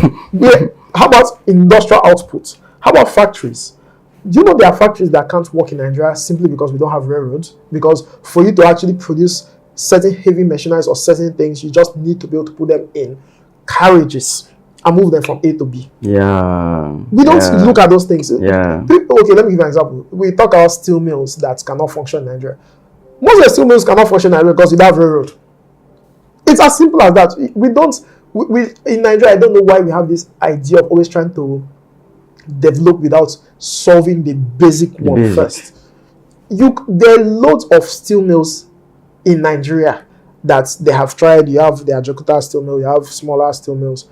Most of the heavy manufacturing or even lightweight manufacturing in Nigeria, a lot of it cannot function adequately or create a level of output that needs without basic, sustainable, affordable industrial grade transportation, which it simply is railroad. It's not trucks. It's not large trucks. Do you know how many trucks for, in short, maybe that's why Dangote is wildly successful, because he was producing cement, and cement is very easy to just put on a truck and take out. Okay, how about people producing like very large pipes? All those pipes that they use for fiber optics. How about all those pipes that they use for gas? You get, how many trucks do you want to use? You get, if you just had railroads, you get, it makes it easy. You have gold mines, you have quarries, you have all those things. It's not trucking that's the sustainable way to develop those things. It's railroads. And until we can invest in that space heavily, where we have sustainable railroads for not just cargo but also for people, we're still doing aspire to perspire. Why are we not doing it? Is it intentional or there's a problem somewhere? I don't think that. I think it's a hangover from the military region. I think Nigeria, like I said earlier, Africa does a horrible job at communicating opportunity. When we had the military region, honestly, I'm too young to remember how serious it was. But I read a lot, and I see a lot of hangovers from that time. There are loads of things that it was only government that was allowed to do. That's why you will see government building things like Ajaokuta steel mill. You'll see government building refineries. You'll see government building a lot of things because of the fact that it was just the military and they controlled all the main means of production. After that, when we evolved into a more democratic system, I think Nigeria did not do a good enough job at removing a lot of things from the exclusion list, and also did not do enough job to communicate that those things were removed. Even when the railroad was removed, nobody really had a serious national dialogue about, oh, by the way, these things have been removed. We don't even have pragmatic conversations about, okay, by the way, private investors go into these spaces and figure out what you can do there, and then come back to us as regulators. And we don't do that. We just say, oh, we're holding an investment conference, or we're looking for foreign investors. We don't do that actual, okay, come and do this. So I think a lot of private investors don't even realize that. Let me say this. Do you know why Nigerian stock exchange is much smaller than the South African stock exchange? Why? Because we have too many small businesses in Nigeria that haven't been able to aggregate significant value. And because of that, we also cannot significantly aggregate value in terms of the scalability of the opportunities we have. And it's mostly because of the fact that we don't yet understand how to go from point A to point B when we decide to invest in certain sectors. I'll give you an example. Whenever you look at Nigeria as a whole, how many very large corporations that are owned by Nigerians, that were invested into by Nigerians, that started in Nigeria, do you see? There are not many. There aren't many. MTN, Airtel, they're not Nigerian companies. They did not start as Nigerian companies. I honestly do not know where Airtel came from. But I know where MTN came from. It came from South Africa, and then now you have a lot of Nigerians that own equity there. How many Nigerian companies actually invested in critical infrastructure and important sectors when they were deregulated? You don't have many. You see more. And I think that's also, I don't know why a lot of people don't have this conversation. Another reason why we have a lot of FX issue, apart from the other policy issues in Nigeria, is also because of the fact that we rely too heavily on external investment. And what external investment normally does to an economy is when you pump in a lot of money from outside into an economy, that money needs to go back out one way or another, meaning there's demand for FX. I don't like bringing this up because I try not to get involved in policy issues. Where there's friendly policy, I invest. Where there's no policy investment policy, I leave it alone. But the macro problem is we rely heavily on foreign investment, which is not the problem. But if there isn't a good enough balance between foreign investment and local investment, you now have the issue of there's this constant pressure and demand for FX, for remittance. Because of the fact that if I invest my money in dollar, I need to take it back in dollar. Yeah. You understand? So everybody would say every other thing about, oh, it is crypto, people, it is this, it is that, that's causing the pressure on FX. And I'm not saying those things aren't relevant, they are. But the macro ones are you have large corporations in Nigeria that require a lot of FX. Because what? They invested in FX. You don't have enough local investments or local corporations that generate revenue in FX and are now demanding naira from the other side. You get, because if you had a large number of local businesses owned locally that were making money in FX and demanding the naira, it won't matter how many people are demanding dollar, because you have that large chunk of people demanding naira. So there's demand for the naira. Yeah. These things are simple. You don't have the local output to compete with foreign investors. So once you keep saying you want foreign investors, your currency keeps receiving that pressure where these guys need to take their money back in FX. Yes.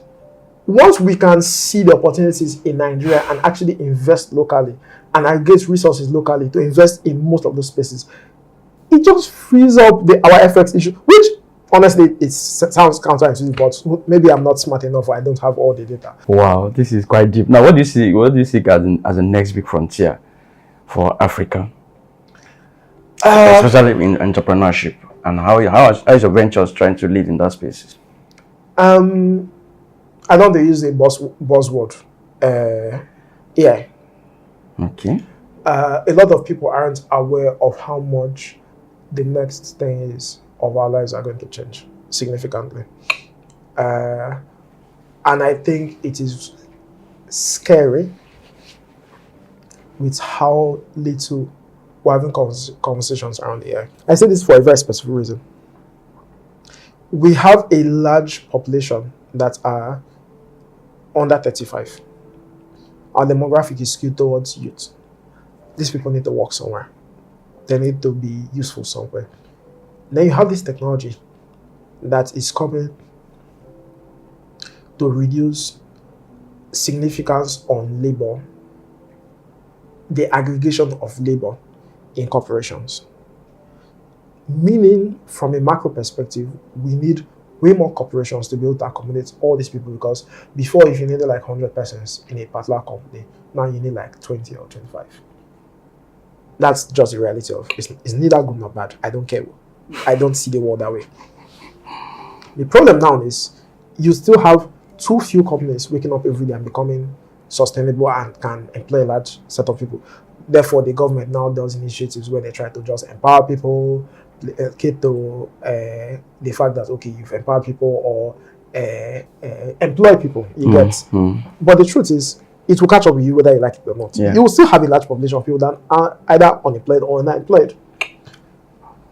This is my belief when it comes to frontier. We need to find very creative ways to invest in very aggressive ideas in terms of how we want to see our future as Africans. I think Africans have spent too much time solving problems. Actually, I see this in the tech space. I think Africans have spent too much time solving problems that aren't unique enough to Africa. I know it sounds counterintuitive, especially from an investor's perspective, because you want scalability and you want a problem that's more macro, that's more global. But this is what I believe. For Africa to be able to grow and to be able to compete on the global stage, the young minds need to be focused on solving very African problems to the best of their ability. This is why I believe this. Once you focus heavily on solving very African problems and you have a large set of the population focused on solving very African problems, you have less external competition. That's your competitive advantage there. When you have less competition, the first thing, it's almost like unfortunately, I'm bringing strategy game again into it. For you to sustain a certain level of growth and to get to the global stage to be able to compete there, first you need regional success. Okay. You understand? You need to first be able to get to a point where your company is able to be resilient enough to resist external competition. I would use an example that I've used recently. Do you know how much of Jumia and Konga's markets has been stolen by Temu since it became accessible in Nigeria? Do you know how much of their market has been stolen by Temu? That's true. You get. And I try to be very honest about this, and there are VCs that do not like hearing this, including founders. Build African first solutions. Because most likely nobody else outside is building African first solutions. You get, once you can first consolidate there, and you have a market share that can sustain a global expansion, then you can start building global solutions. Because first, you have a base. But when you're building global solutions, especially in an AI age, the rate of execution for somebody now in the world to compete with you is way faster than before. Your competition today would wake up from sleep much faster than your competition 5 to 10 years ago. Because one, they can get data better and quickly and can aggregate that data faster. Two, they can analyze your business much faster than before. And third, rate of execution is faster, meaning you don't even have a competitive edge anymore. How I see the future in Africa is be very aware of data, AI. Look at solving African first solutions using AI or not using AI, but solve those problems first. When you can solve those problems and you scale to a point where I see a lot of tech companies in Africa, a lot of even non-tech companies in Africa, especially it's mostly the tech side, they raise maybe $5 million, $10 million. You're building solutions in Africa for Africa. You haven't even maxed out the African market. All of a sudden, you're doing global expansion. I'm like, okay. I think the company I respect the most when it comes to this is Money Points. Money Points maxed out in Nigeria. Yeah. I respect them because they're maxed out, and that is why they are the biggest success in that space. They maxed out first in Nigeria. Yeah. What are you doing global expansion for when you haven't even maxed out your local markets? And now they can do global expansion and have a footing because first, you can't compete with them in Nigeria anymore as a company coming from somewhere because they have maxed out in Nigeria. Same as OP. They already have the market. So now they can compete with you in your own market or anywhere else because they have that base that they are strong. If you don't have that base that is strong, what are you doing?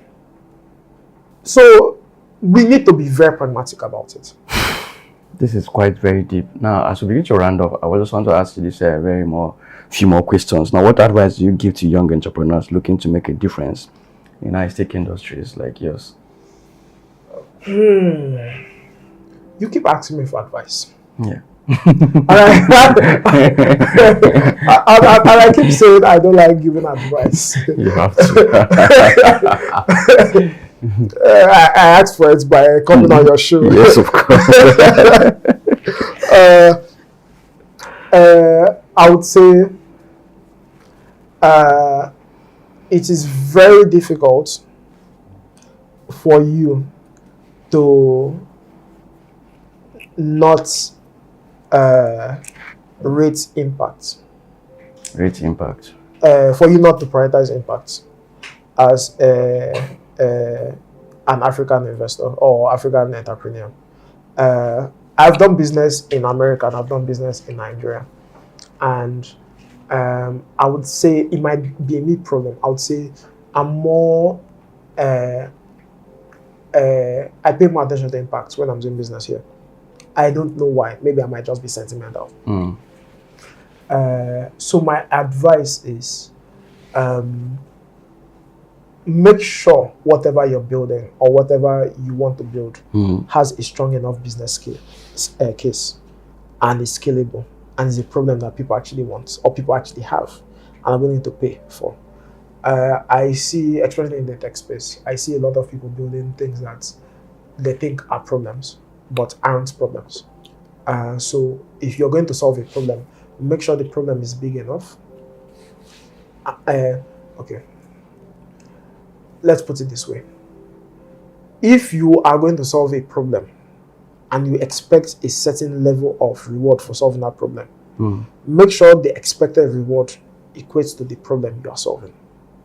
You understand? I think that's the best way of putting it. Because I see a lot of disconnect between the expected reward.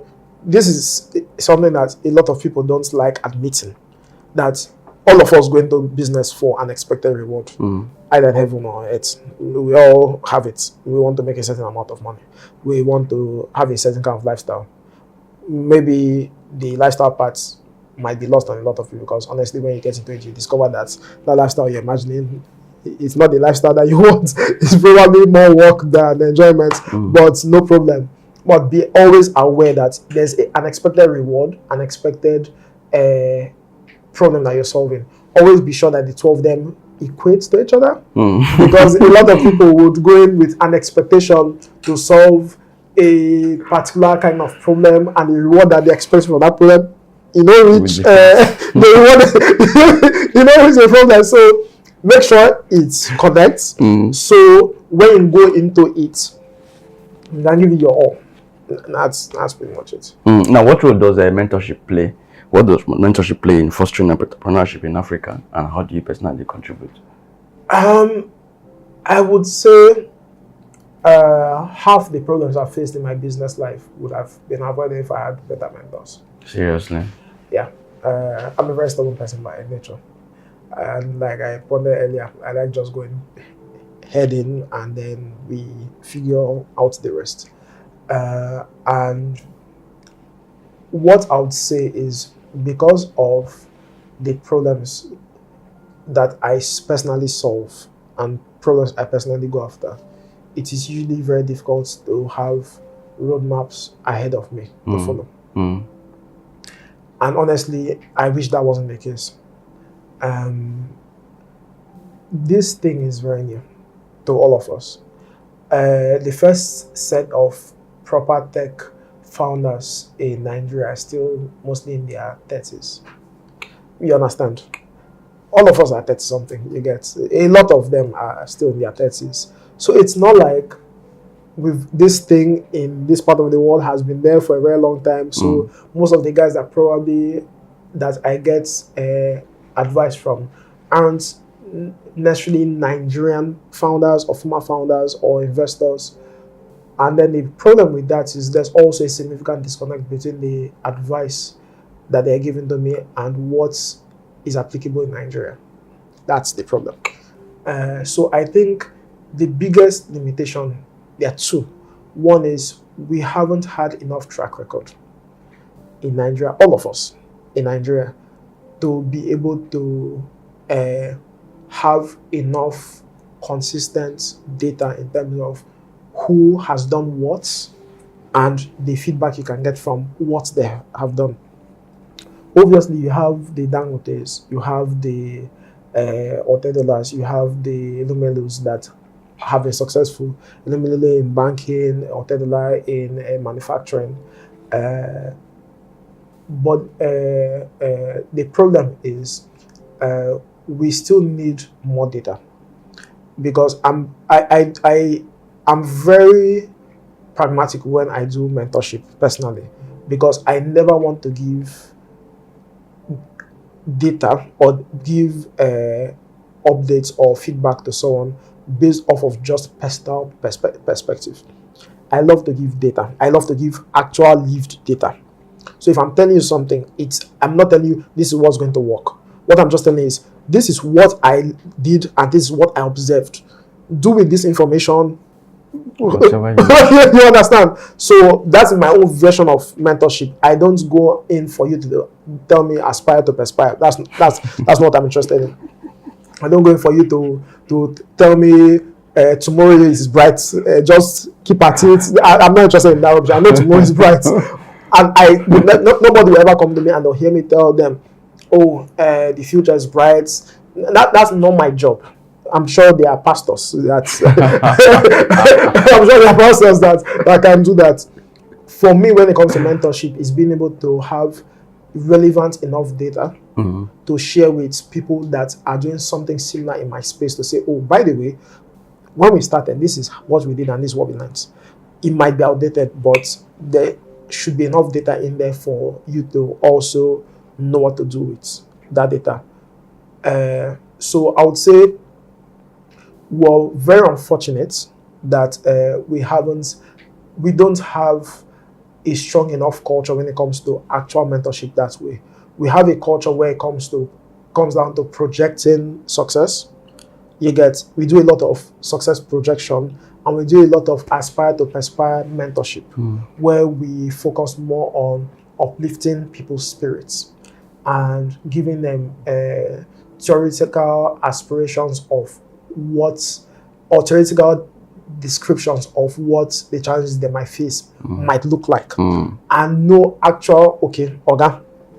So when I do A, what are the different options of what might happen, and how did you tackle those problems? You get, like when I initially, there was something I personally experienced that nobody told me this. I had mentors from the investment bank. So I think that's the main place that I had a mentor from investment banking, and I had a really amazing mentor there. But nobody ever told me that this thing that I do, that I consistently just switch. Okay, let me put it this way. there are problems I want to solve over the next 10 years, and there are problems I have solved in my life that required a constant, very high price to be paid on a personal level. You get, nobody really tells you the consequence of that in your personal life. And it's very important to know. It's almost, let me give you this example. You sell a company for a certain amount of money. Your girlfriend knows you've sold the company for a particular amount of money. But your goal is not to use that money to flex. Your goal is to use that money to build something else, or to put most of that money into a P firm, or to put that money into a fund with JP Morgan so it pays you returns. She doesn't know that. You probably try to explain it to her, and she's like, but you just cashed out. We should be flexing right now. Flex. And probably even you were responsible for it. Probably you were also telling her, Auntie, don't worry, just calm down. When I finally cash out, then we go flex. You get it? Nobody really gives you this advice to tell you, baby, don't sell that vision. You get it? Nobody gives you pragmatic advice like that. Like, okay, if you're dating someone's daughter, yes, that is probably looking at you and all the sacrifices you're making today to build this thing. If your goal is not to cash out and flex, probably don't use the motivation line of, by the way, when I cash out, we go flex. Little things like that are very important. People overlook those things. That's true. So I think all of us need to be very honest about being very vocal and saying, please do not communicate the wrong things to people around you. Please, when you go down this road, this is what you have to sacrifice. Please, when you go down this road, this is what will probably happen to you. And also, people will just make this random assumption that I don't have personal goals or personal needs anymore, like things I want to do. I still have those goals, but I just sacrifice them for the business. Time you get. So I think mentorship helps with that. Mentorship helps with the personal balance, the personal side. Also helps with the business side, where they can tell you, okay, I have done this, I negotiated with government this contract or this deal or this concession, and this is how it could potentially play out.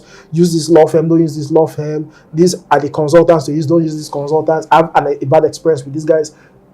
You need to have, I'll give you a very simple example.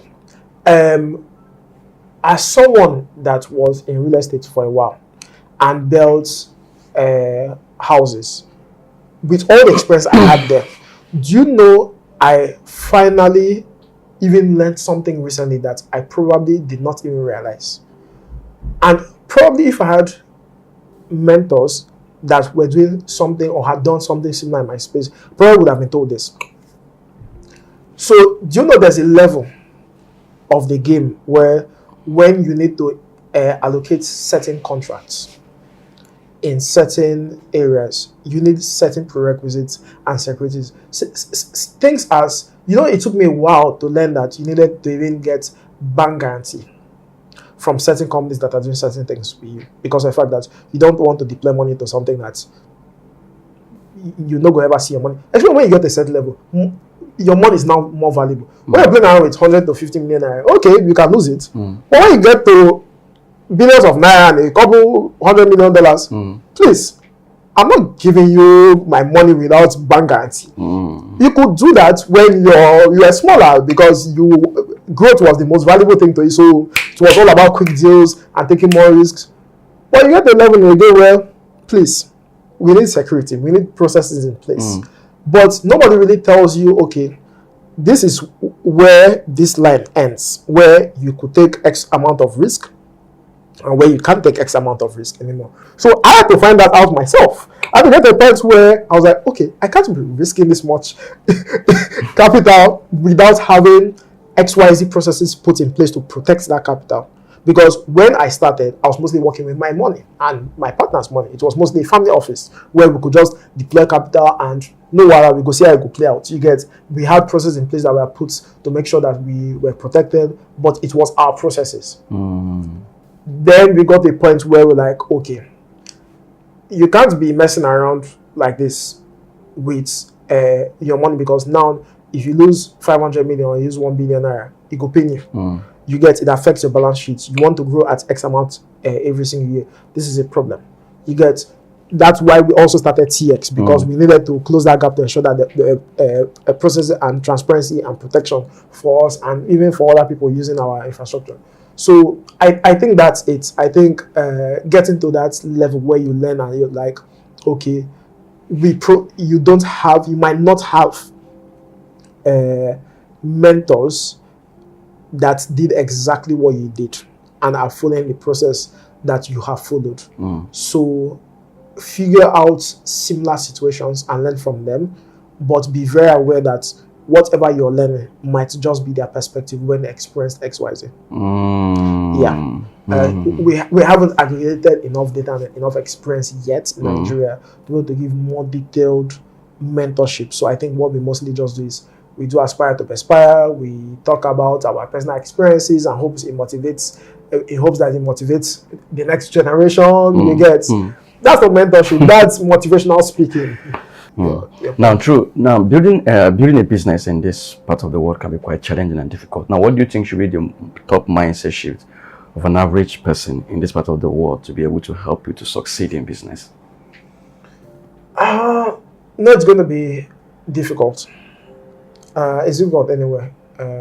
But I think the difference between Nigeria and I'll use my own personal example, Nigeria and the US. The difference between Nigeria and the US is in the US, there are processes in place. It's very easy for you to approach a problem from a perspective of having a predefined process to things.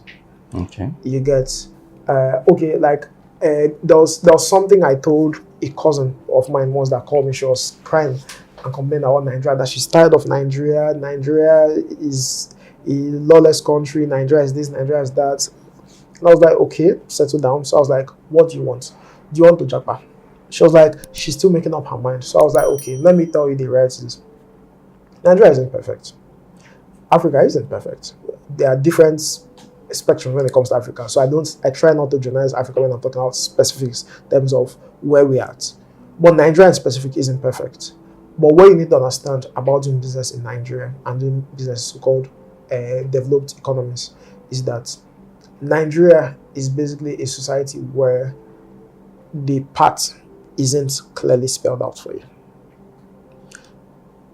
But there's more freedom to how you want to approach it within the legal framework.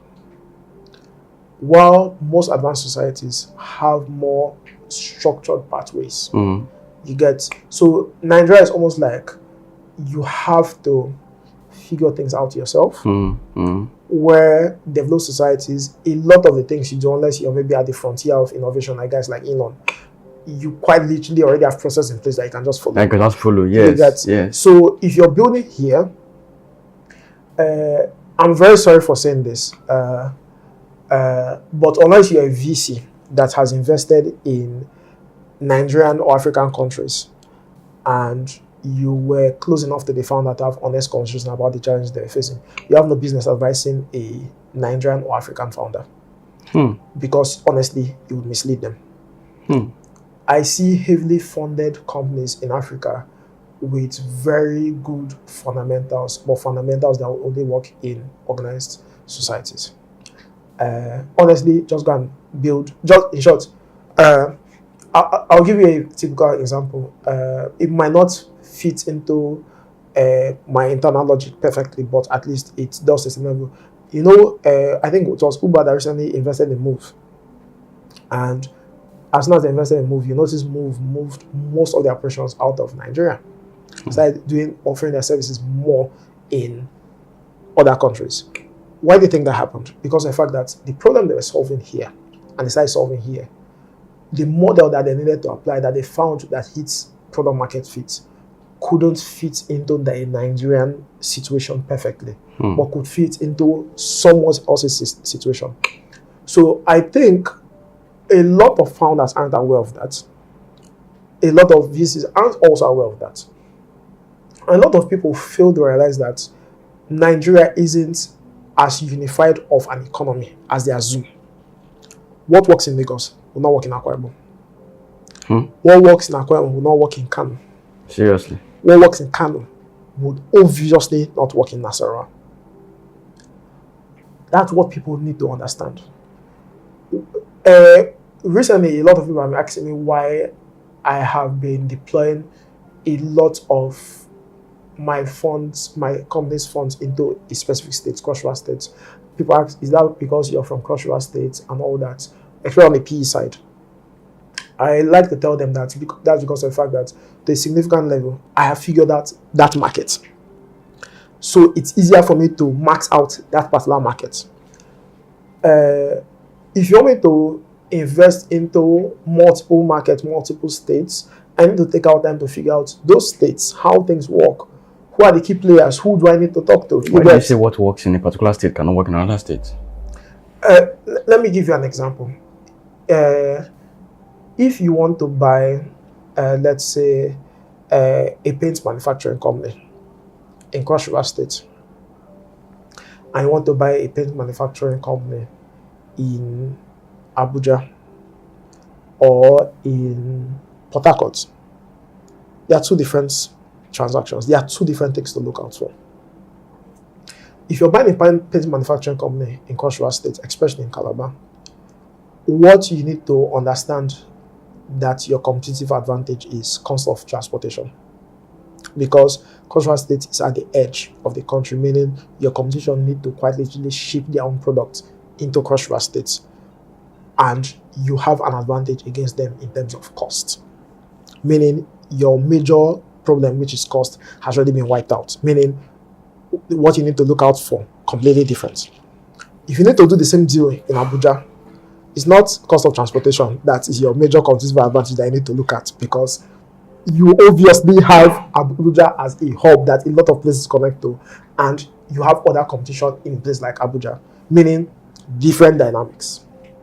In a place like Cross River State, you can invest in a paint manufacturing company, and if you just talk to the right people, you don't even need to do marketing.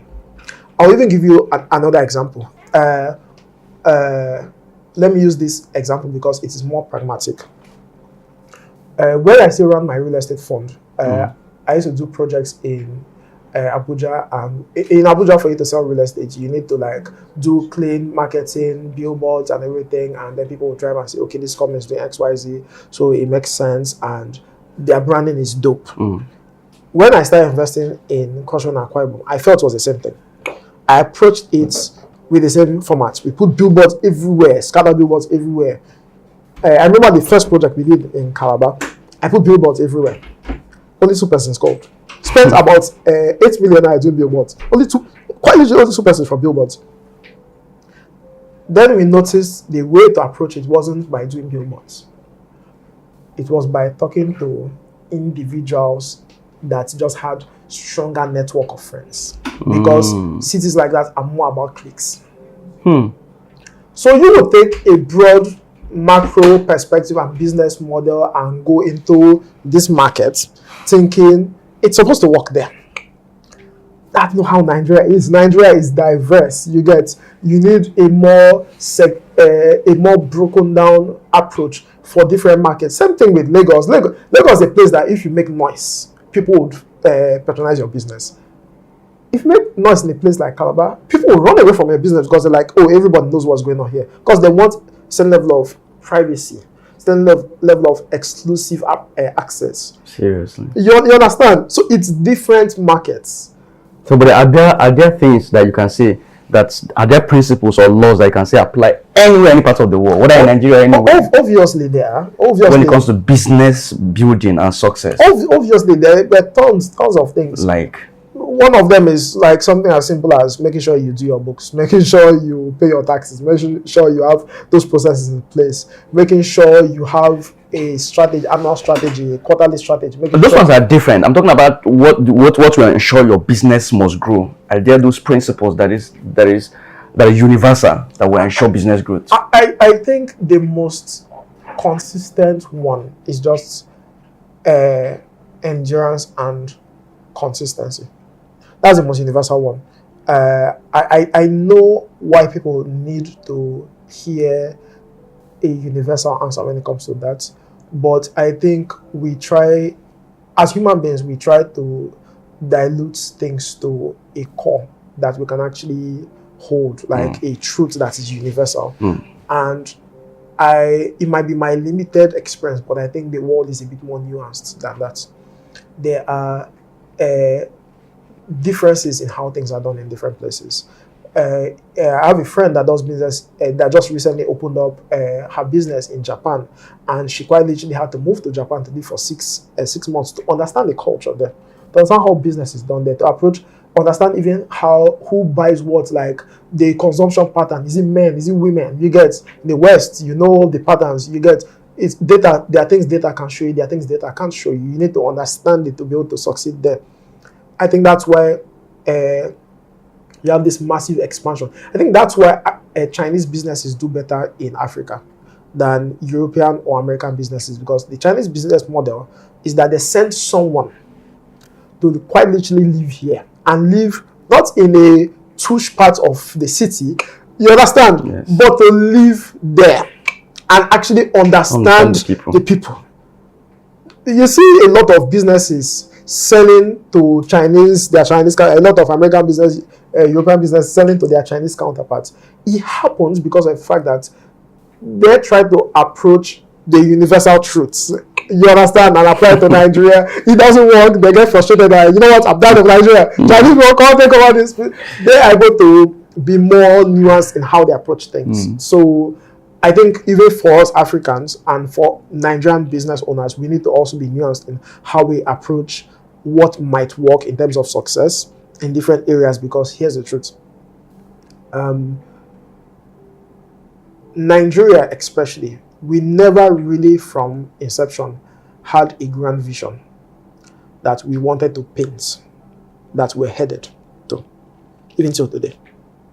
We never had that conversation with ourselves. We never had that grand vision. In short, all that every Nigerian just knows is that I want to make money and I want to run away from poverty. That's basically it. You know, you get. So how that evolution and development happen in different parts of the country is very different. And unless you're someone that has worked in different parts of the country, you won't notice it.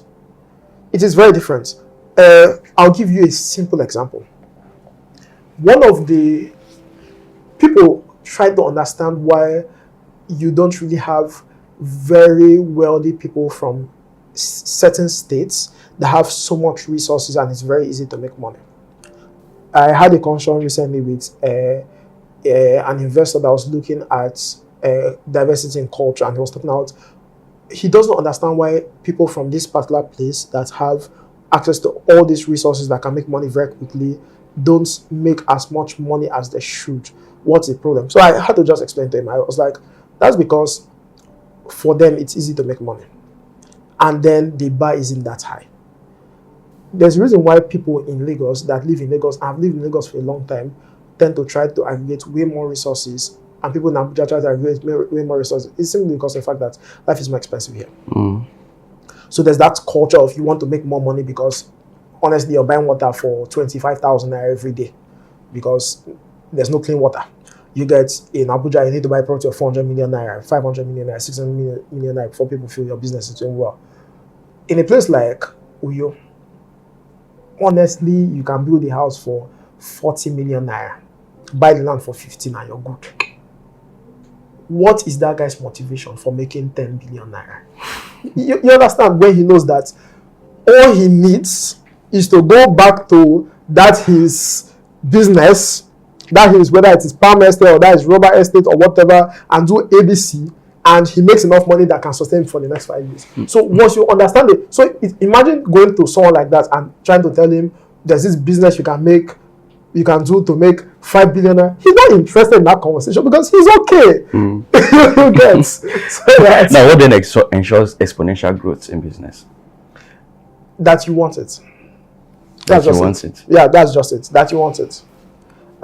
If you have your goals clearly set out that this is what you want to achieve, and you have a keen eye to observe where you're making mistakes and your processes fail you, and you just adjust over time, it's quite literally just a factor of time.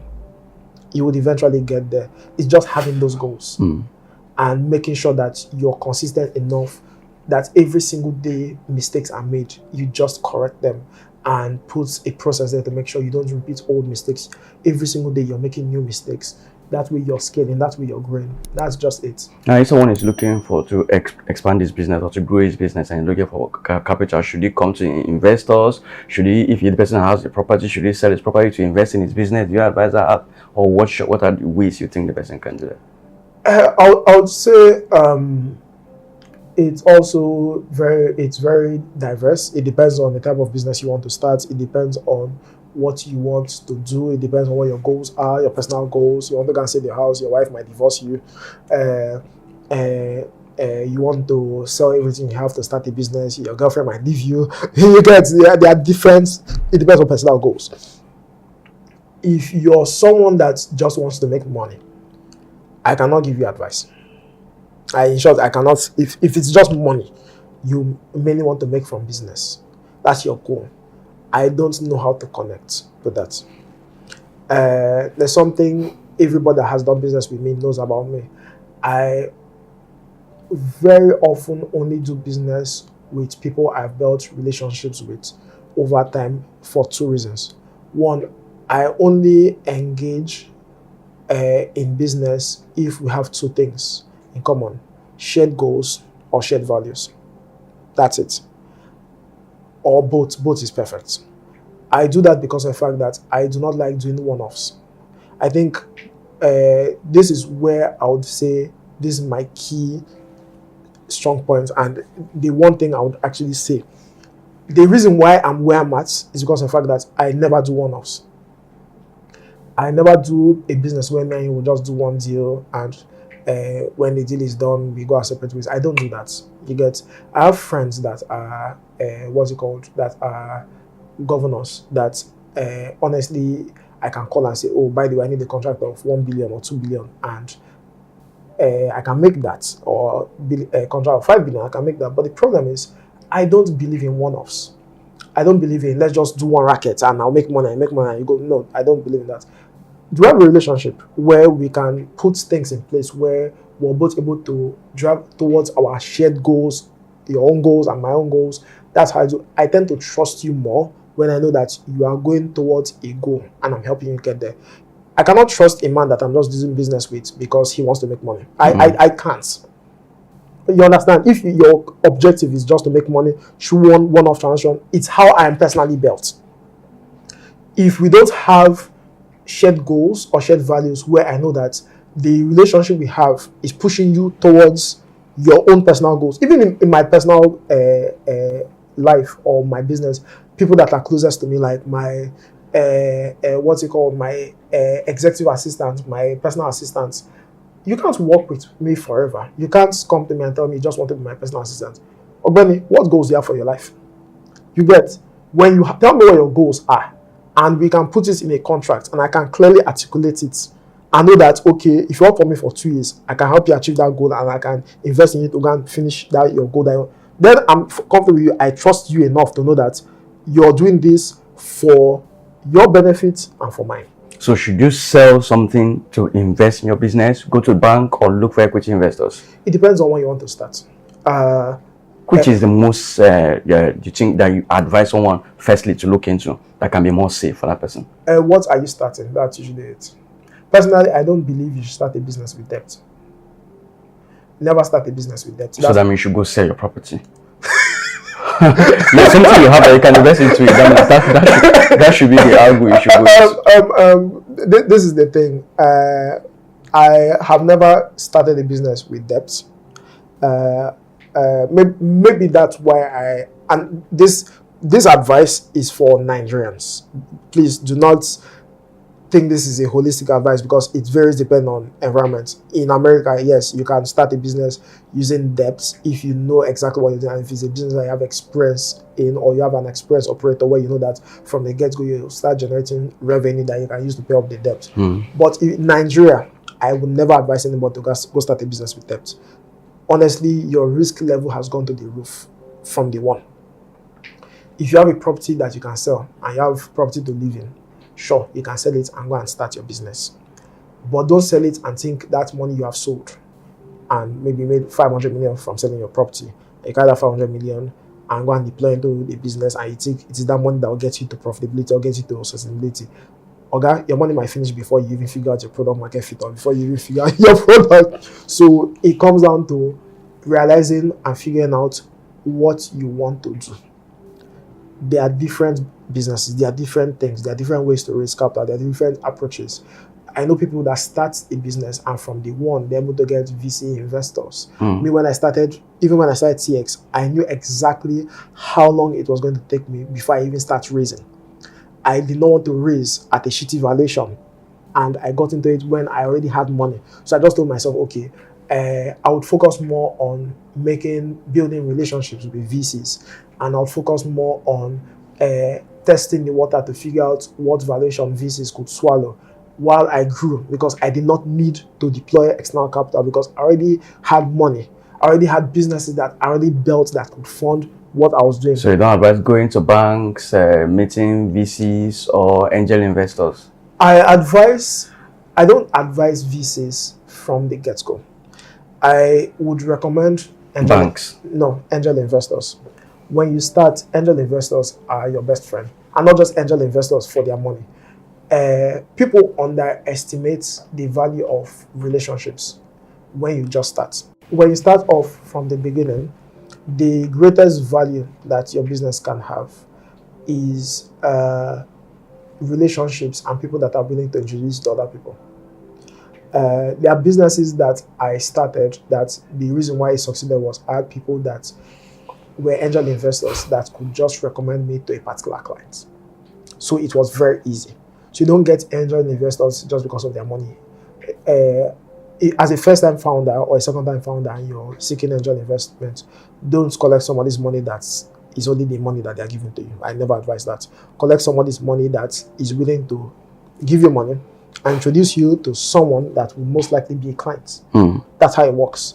So to your question, it depends on the business. It all depends. Now, my final question is, if given the chance to address policymakers, what would you advocate for to enhance the creative sports and ecosystem in Nigeria? Briefly. Don't have time again.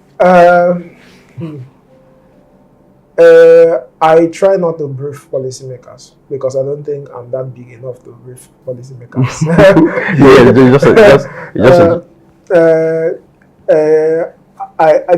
This is my take on policy in Nigeria. I am very aware that I might not have all the information, and I try not to make decisions or make statements without data to back it up.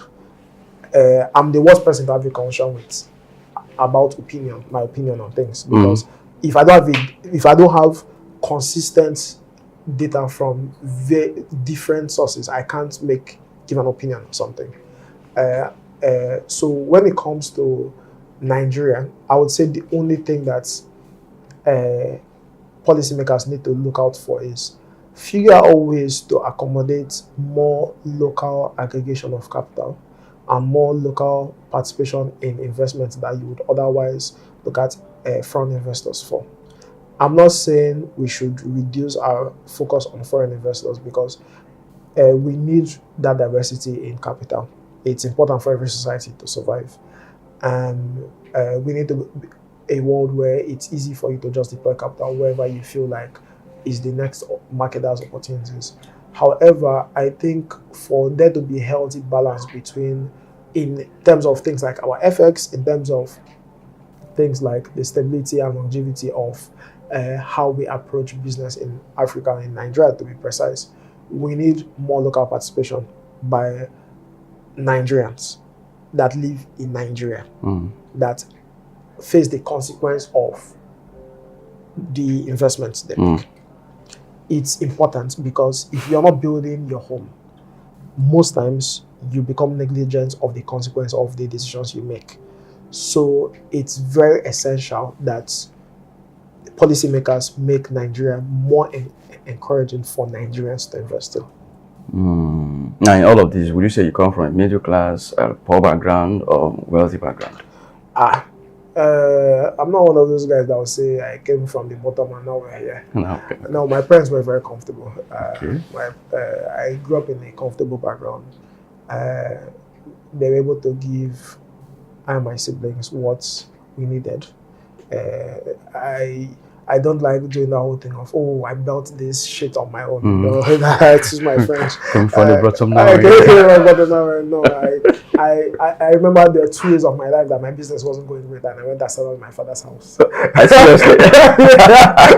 I settled in my father's house and built. I settled in my father's house and built my business. Oh, you started from there? Yeah. Oh, okay. There was even a period where I and my team, we needed to build something.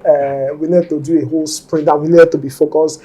I carried my entire team. I went to my father's house in the village, and we stayed there for months until we could get our product out. So all those advantages, I don't take them for granted. People then, I started from the bottom. My parents had nothing. I'm sure they did, but me, I'm a soft place. I started from soft place. So, okay, share the last one that was to Nigerians and general advice to everyone. I do not want to hear Nigeria has plenty potential. We all know that Nigeria has plenty potential. That's not the conversation we need to be having now. The conversation we need to be having now is, what are you ready to fight for? Are you ready to build out a business in Nigeria because you want to make money? Which is important. You need to be able to make money because you need to be able to pay back your investors. You need to be able to scale your business. You need to be able to do all that. But are you solving a problem because it actually exists and you are finding creative ways to solve that problem? If you can have that honest conversation with yourself that you are solving a problem that's worth solving, then the next thing you need to say to yourself is, how long do you want to do this for? Is it a lifetime thing? Or it's a 10-year thing, 15 years or 20 years? Be honest with yourself. Once you can do that and you have youths on your side, it is very easy for you to get there. Just put in the time.